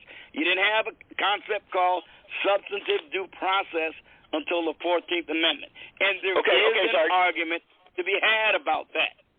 Okay. All right, Dan and Mike. Can I make Dan my comment now? Yeah, go ahead, Mike. Go ahead. I want Dan to piggyback on. Just try not to be long-winded, though. Go ahead. But I want Dan to piggyback on me. But the bottom line is, let's clear up this thing about white privilege. White privilege only applies to the so-called elitists, because there's a whole hell of a lot of poor white people out there that are just as poor as any black person, and there's a lot of white people out there that are just as much of a slave. So this white privilege crap. Hang on, hold on. This white privilege crap is being spread as a net over all white people, when it only applies to the damn elites, and most of those are Jews to begin with. Go ahead, sir, the most violent whites were working class whites who fought against food desegregation. They beat up blacks. They lynched blacks. They came by the thousands as a sport. So white was a privilege because you were able to commit murder. You were able to commit murder with being held accountable by the law. Dwell in the past, aren't you? Let me when is that happening today? Let Mike answer that. He's being accused of a crime here. I want to answer back to that because my black brother, you are my brother. I love black people. I love all races. I love all decent, good people, no matter what the color of their skin or their race, okay? But this whole thing is because of the New World Order, one world government regime, okay, which, again, we can go into a whole, Dan can elaborate exactly on who and what they are, okay, which I want to let him do. But the point is that this forced amalgamation is what even caused a lot of that violence that you're talking about, because there was a bunch of white people that they don't hate blacks, but they don't want to be integrated with them, and they have every right to feel that way. But you murdered. You committed murder and terrorism. Where is that going on in the United States in 2023? Okay. What is the guy? What is in the past? 100 years ago. Sarge, I'm trying to have a conversation. Could you please be quiet, please? No, sir. You don't want to answer tough questions. That's your problem. You are. I mean, you're determined to live in 1868. Those white thugs. Guys, you can't have everybody talking over each other. Let Dan tell us who is in charge of this New World Order. You got to stop letting him get away with that. Go ahead, Dan. Yeah. Well, first of all, the euphemism New World Order or cabal is just talking about the Zio communists and their plan to rule the world. They plan on ruling over all races, and they want the blacks to fight the whites, to fight the yellows, to fight the browns, while they hide in the background and get away with murder. So that's the New World Order for you there. And second of all, this whole idea, and Mike was right, the violence came about because the government stepped in and forced integration. It was a local matter up until that point. Everybody got along. I grew up in a community. We had a black section of town. We had a white section of town. Everybody got along. There was no problem. The point of it is we all segregate because that's our nature. When I lived in Toledo, Ohio, the Polish people lived in one section. The Hungarian people lived in another section. The German people lived in another section. That's just the natural way we are. We like to be around our own people. It's none of the goddamn government's business where we go. That's the republic you want back. No, we don't. I don't want that republic back because that republic was based on racial segregation. You're the one living in a time machine. Black people were designated inferior positions. They had no rights under the law. Any white could beat or do anything to them with impunity. So, no, I don't want to go back. That's not what You're he's saying. about this He's living in a time machine. I don't know what's with him. First of all, that's his fantasy. He can have it whatever way he wants. That's his fantasy. The point of it is, why are so many millions trying to get in here if we're such racists and we treat people so bad? Because you know why? If we're so racist to you, sir, you're welcome to go back to Africa any time, and I'll pay for your ticket. Well, sir, the issue. Go to hell back. Go to hell back. We don't want you here. Here go the we issue. Don't need you. If you want to restore the republic back, to racial segregation, then there are those of us who will challenge and push back against you on that. You got Hollywood in your mind. You've been watching too many movies like Mississippi Burning and all these other movies that put the black man down, and the white was whipping them and hanging them. So we have a legitimate You just heard Sarge tell you what he I think you experienced. really want to bring those signs back so you can have a legitimate basis to bitch. I mean, which way you want it, Sarge? You want to say you witnessed this? The bottom line is that today. You're the one that thinks they exist today. Sarge, what is it, Sarge? Sarge, what is it? I'm answering you, sir. You are constantly rehashing the 1920s and the 1930s and 1896 and everything else. This is happening. Sarge, you are constantly dwelling in the past. Sarge, this is happening in 2023. So you can have a basis for all right, guys, I can't have you yelling at each other. Come on now. Well, yeah, I mean, this is amazing. This is happening. Say this over and over again. Sarge, this is happening in 2023. You're not in any kind of reality, sir. Where in 2023 is this happening? You're in a fantasy world. Wait a second. Time out, sir. Hey, Joe? Where is this happening today? Where are blacks being lynched and raped and murdered? Where? Time out. America, in various categories. Blacks are being discriminated against in housing, in employment. They're being discriminated against in education. They're being discriminated against by law enforcement. It's all well documented by all sorts of agencies and I don't see it. I don't see it. Has anyone else seen this? Because you choose to keep your eyes closed. You choose to keep your eyes closed.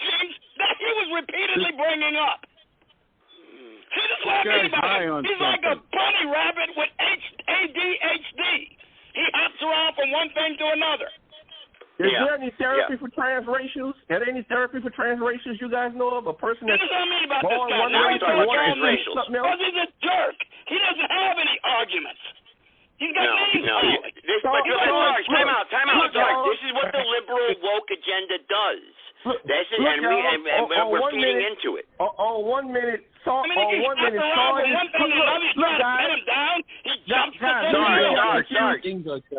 Bingo. Let me show you how confused Sarge is. On 1 minute, he want to authenticate his blackness by saying all the injustice he's experienced, and then when somebody talks about it, he want to jump on them and say it's in the past. He's confused.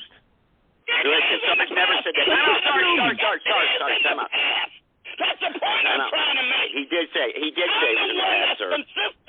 You're the one that keeps hopping around. He's a miserable soul. Sarge is an example of a miserable soul. Hey, Joe. All right, time out, guys. Hey, Joe, time out. Can I make a suggestion, go ahead, Dan, Joe? Dan, please. Yes, Go ahead, Dan. Yeah, in order to keep order in the meetings that I've had in different like Zoom conferences and free conference call conferences, whoever's chairing the meeting has to mute everybody and only unmute one person at a time to let them speak.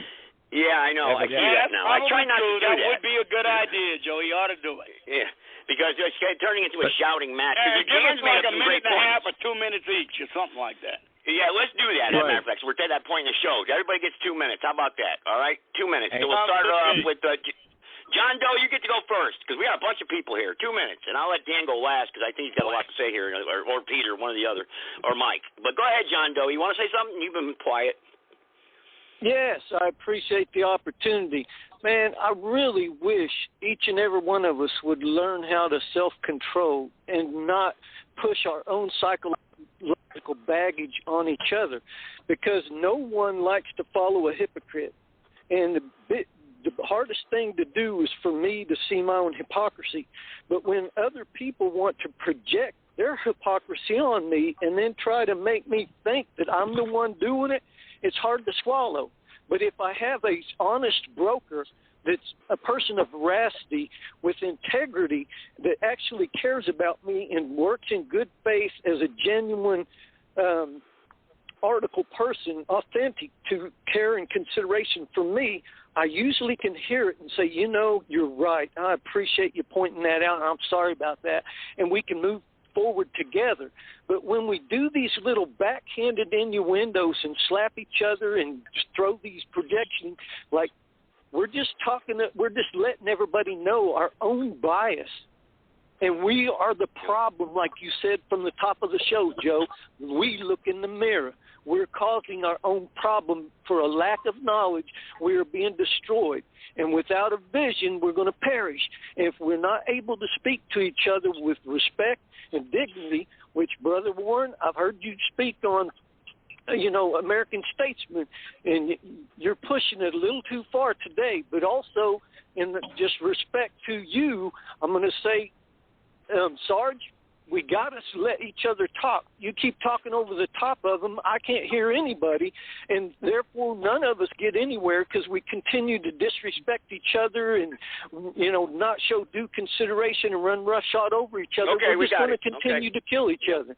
Thank you for the time, Joe. All right, thanks, John. No, thank you. Sarge, you want to speak here? Go ahead. Then Mr. Warren, go ahead, Sarge. All right, just a moment ago, I was somewhat excoriated for detailing the experiences of my life, which I experienced, and I accurately recounted them for the following reason: to put things into perspective.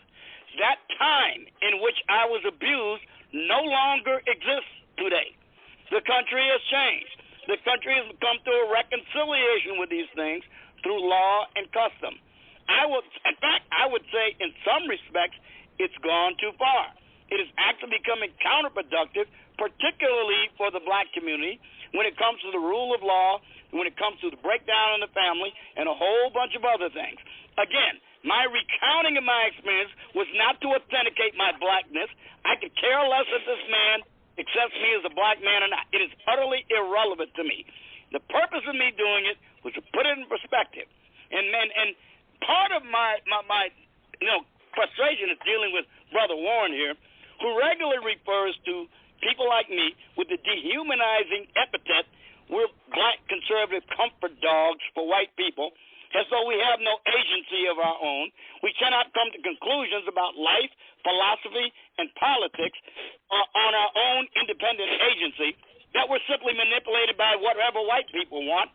And I would submit to you that he is the one that is, in fact, a stooge for people of the racial industrial complex. I hate to get personal, but he regularly does it, and perhaps that accounts to a great degree for me doing it right now.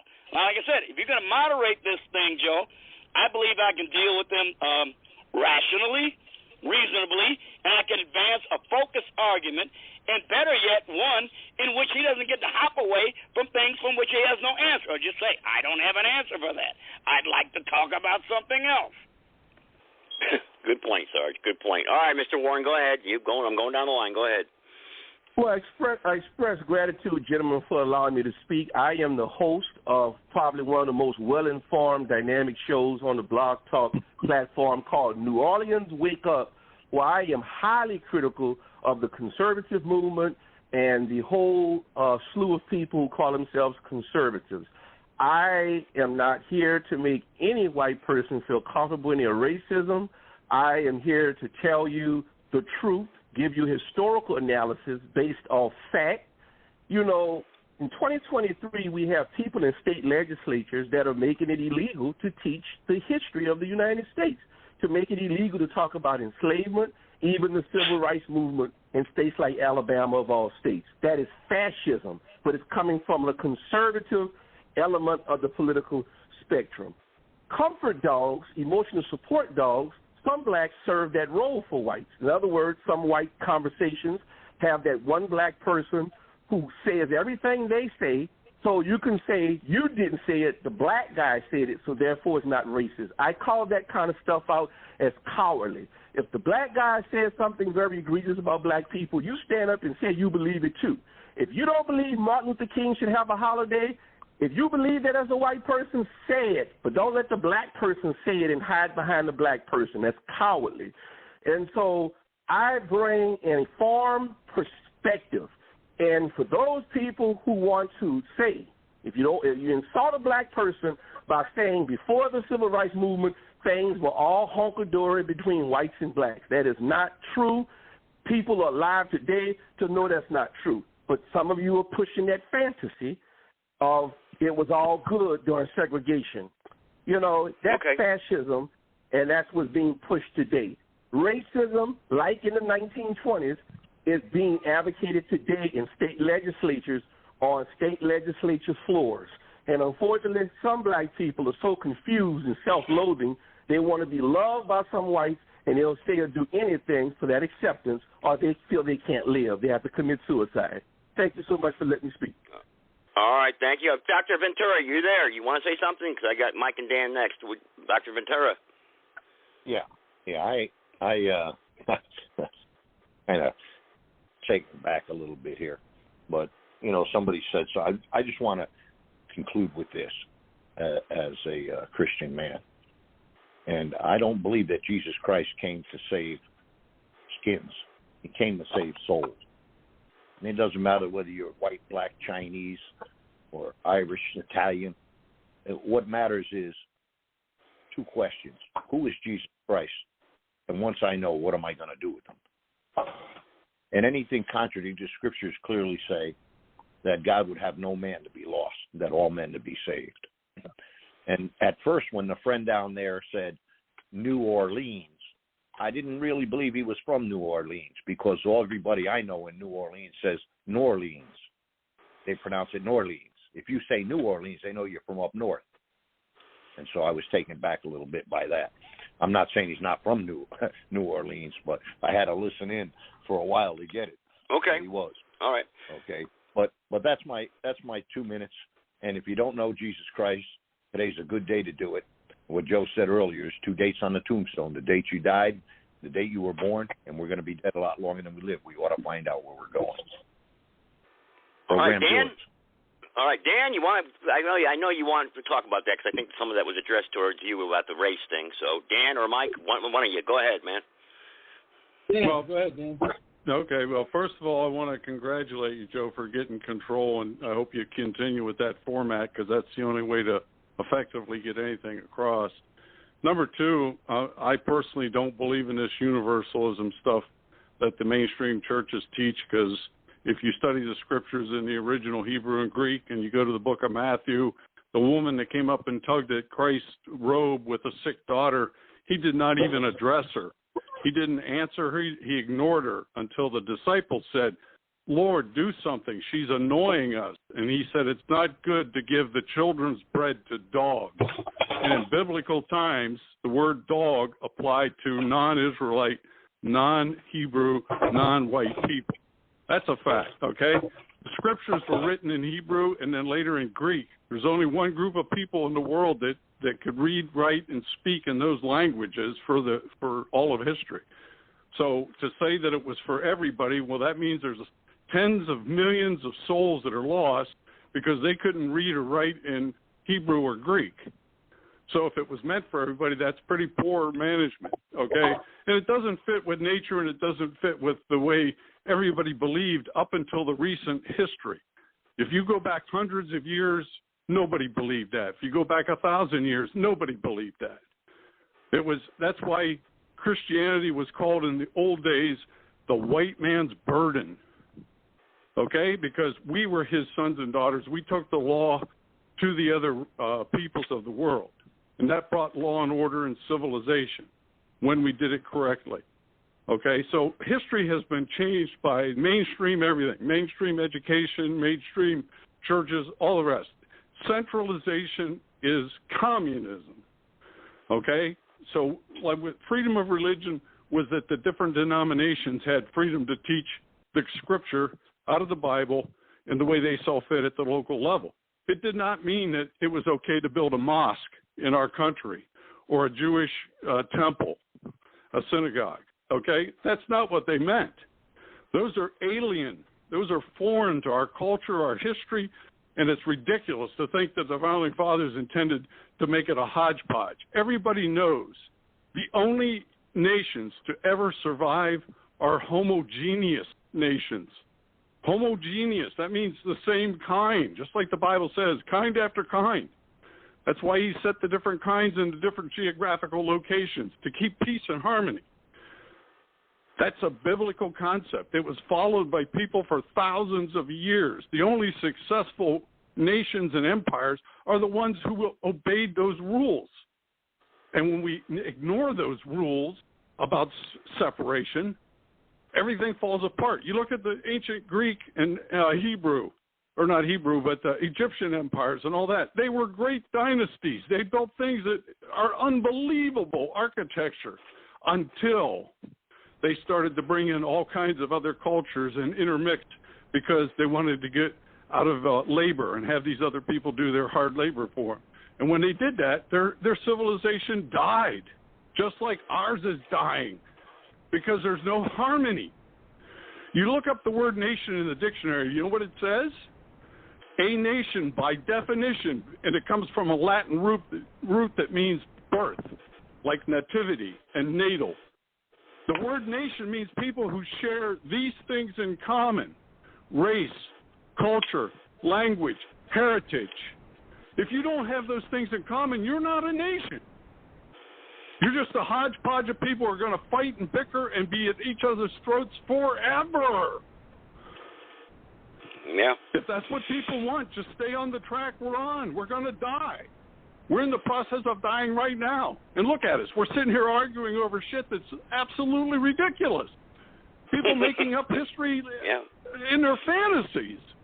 Yeah. Just look at the world around us. It's on fire. Why? Because we violate the principles of nature and nature's God.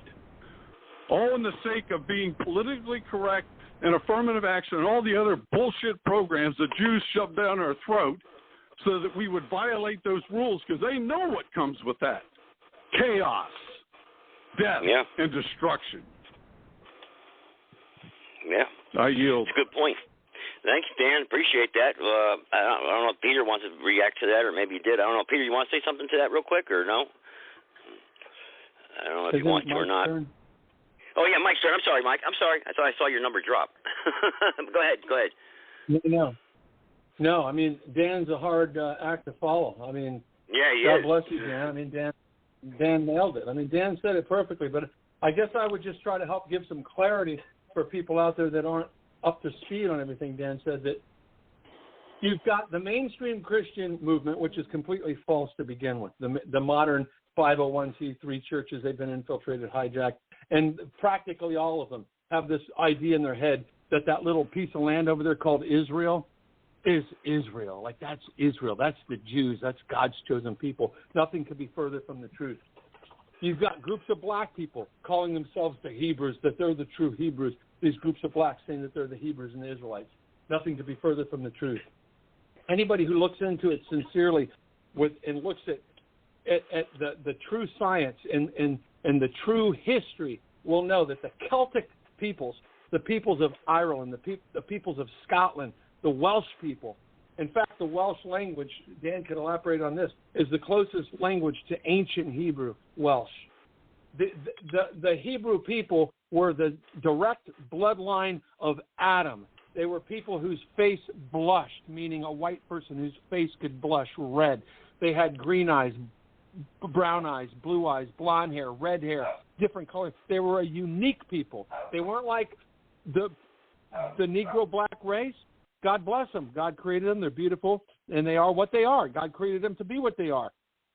You know, they all have what we would describe as similar features, you know, the broad nose or the bigger lips or the nappy hair, the dark, you know, very dark skin, right? The big bone structure, right? They're all pretty much in that category. The Asians, we're going to say they all have straight black hair. They all have squinted eyes. They're all short. They're all very pale. There's attributes to the different races. To the Indians, we could say the same of their bronze skin and their facial structures. The whites were unique. They were a direct bloodline from Adam, and that's why they had such diversity with red hair and blonde hair and brown hair and black hair and blue eyes and green eyes and fair skin and darker skin, a wide variety of peoples that came through that direct bloodline of Adam. And the ones that remained true to God's word and to God's commands were the ones that kept that direct lineage from Abraham to Moses to King David, all the way to Christ Yeshua, the Messiah. And that bloodline is the Israelite, what we would refer to as Israel. Yeshua was of Israel. Jesus wasn't a Jew. Again, that's a ridiculous concept that the quote-unquote Jews, which Dan and I, you know, have had some great conversations, because I've always pointed out this Jew psyop is one of the biggest psyops these people have, because they can pigeonhole you. Oh, you're just an anti-Semite. And I always point out Revelation 2:9 and 3:9, those who call themselves Jews but are not, they are liars. And those that are referred to are the same ones that Jesus Christ was chasing out with a whip and called them murderers and called them liars. They were the bad seed. They were the bad bloodline of Esau. They were the godless ones. To this day, they're the godless ones, and that's why they're pushing their transsexualism in daycares and kindergarten. And I just saw a video the other day. A guy took a video while he was in CVS Pharmacy, showing in CVS Pharmacy that they now have dildos and condoms, shelves of them, that they placed right next to the children's toy aisle, right in the same aisle, right next to the children's toys. It's pathetic. They're pushing this LGBT A to Z, women are men, men are women, so that perverts, people that are sick, can go into a woman's bathroom, dress up like a woman, and jerk off in the woman's bathroom. They're facilitating the filth and the perversion. And going back to even arguments about black people, you know, being beat up by whites. Big whoopee-doo. That doesn't, and that's one of the points Sarge was making. That doesn't represent the majority of whites. Just because you got some bad apples that may be hateful, and then this New World Order will use that to create imagery, and they'll promote it. They own the media. I've always told people, when you see your news broadcast where they're going out in the backwoods, we're here in Hicksville, South Carolina with the Klan member, and you see all these guys with no teeth and tattoos across the street. We hate niggers and we hate Jews. Those are crises actors. The media puts that on to give people that image of, oh, those are the white supremacists. Those are the white hateful bigots. That doesn't represent true white people, not even close to the ones that believe in separatism, that believe in maintaining their own racial identity and integrity and purity.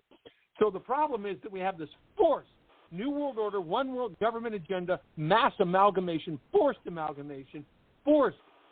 integration of the races, and it goes right back to the point that Dan made. That's just going to create chaos from this day forward and until they can kill off all the whites who would stand against them. That's why there's a war against whites today. That's why there's a war against white people who are Christians, who believe in God, who believe in patriotism, because those are the badass white patriot warriors who will stand up against those bastards and take them down. That's what they're afraid of. So they're stupefying white people. They're turning them into idiots. They're making every commercial on TV some smart, sophisticated black guy with his white wife. And then every commercial of a white guy is some goofy little stupid guy who's submissive to the big, strong, intelligent black man. They're trying to destroy the white man, intimidate him, infuriate him, make him lesser, make him smaller, because they are the direct bloodline of Adam. That's a fact. I yield. Hey, Joe. Okay. Yes, sir. Hey, Joe. Hey, yes, sir. I just wanted to, because Mike triggered something. I just wanted to put this out there, if you guys don't mind, real short. I went to a KKK rally about 15 years ago in Alabama, just so I could see for myself, because I was just getting to realize that I'd been lied to about almost everything I ever heard from the time I was a child till now. So I said to my buddies, I said, we got friends that are going to go down there. I said, let's get in a car. We're going to drive down to Alabama, and we're going to go to the KKK rally. I said, instead of letting the news media tell me what it's all about, I'm going to go actually go there and see what's going on.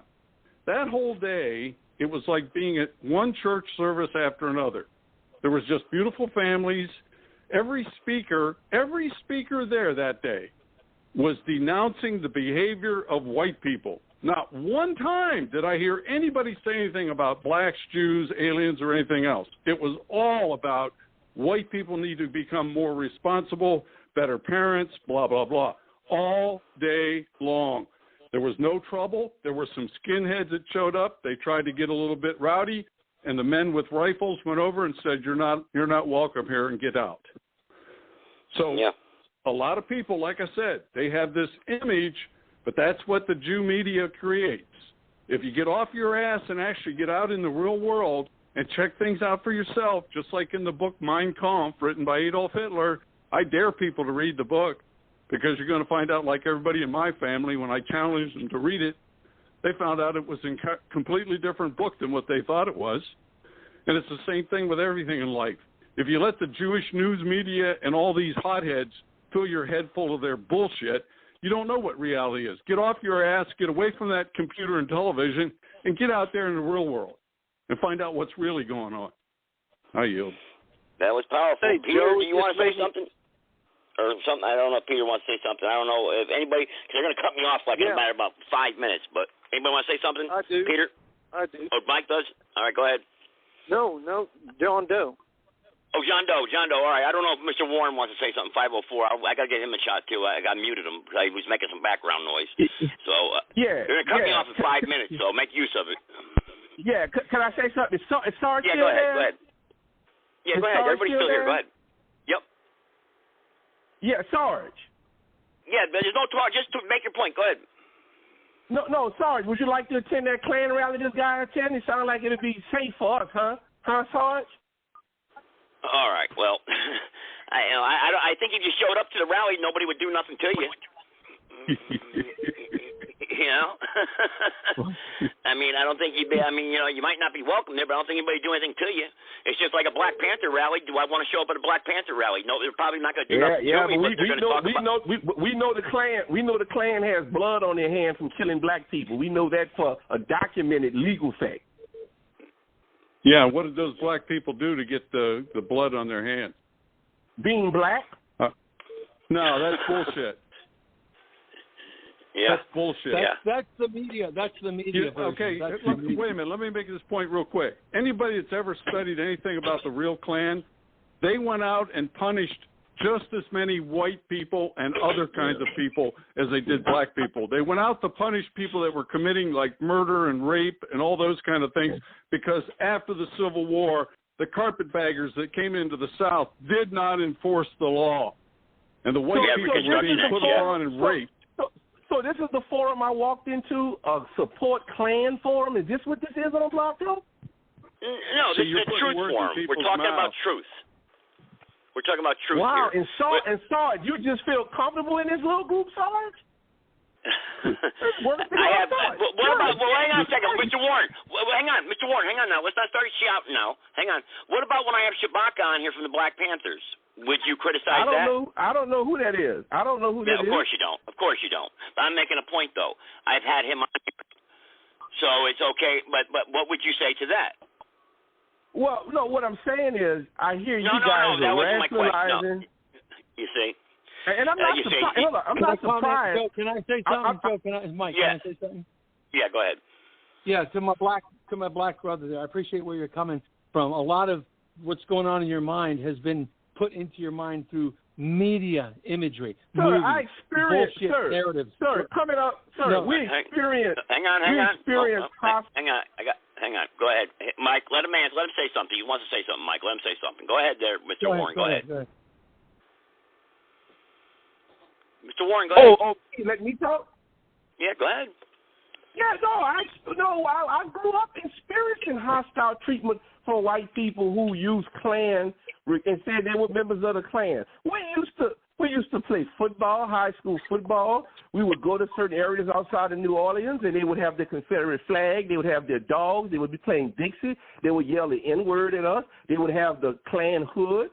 Okay, I had right. So uncle. Can I interject again? Let me clarify that for you. Let me clarify that. Just like I mentioned earlier, you can bet your ass that when you see these mainstream media owned by the New World Order with their little reporter down there, we're here in Hickety-Hicksville, and you see the crises actors acting exactly as you're describing, they will put people out there in communities like that, and there are some people out there that are like that. But you cannot use that to discredit an entire organization or an entire group of people. Well, and that's the point I was trying to make. You can get me, but you can't get me. You probably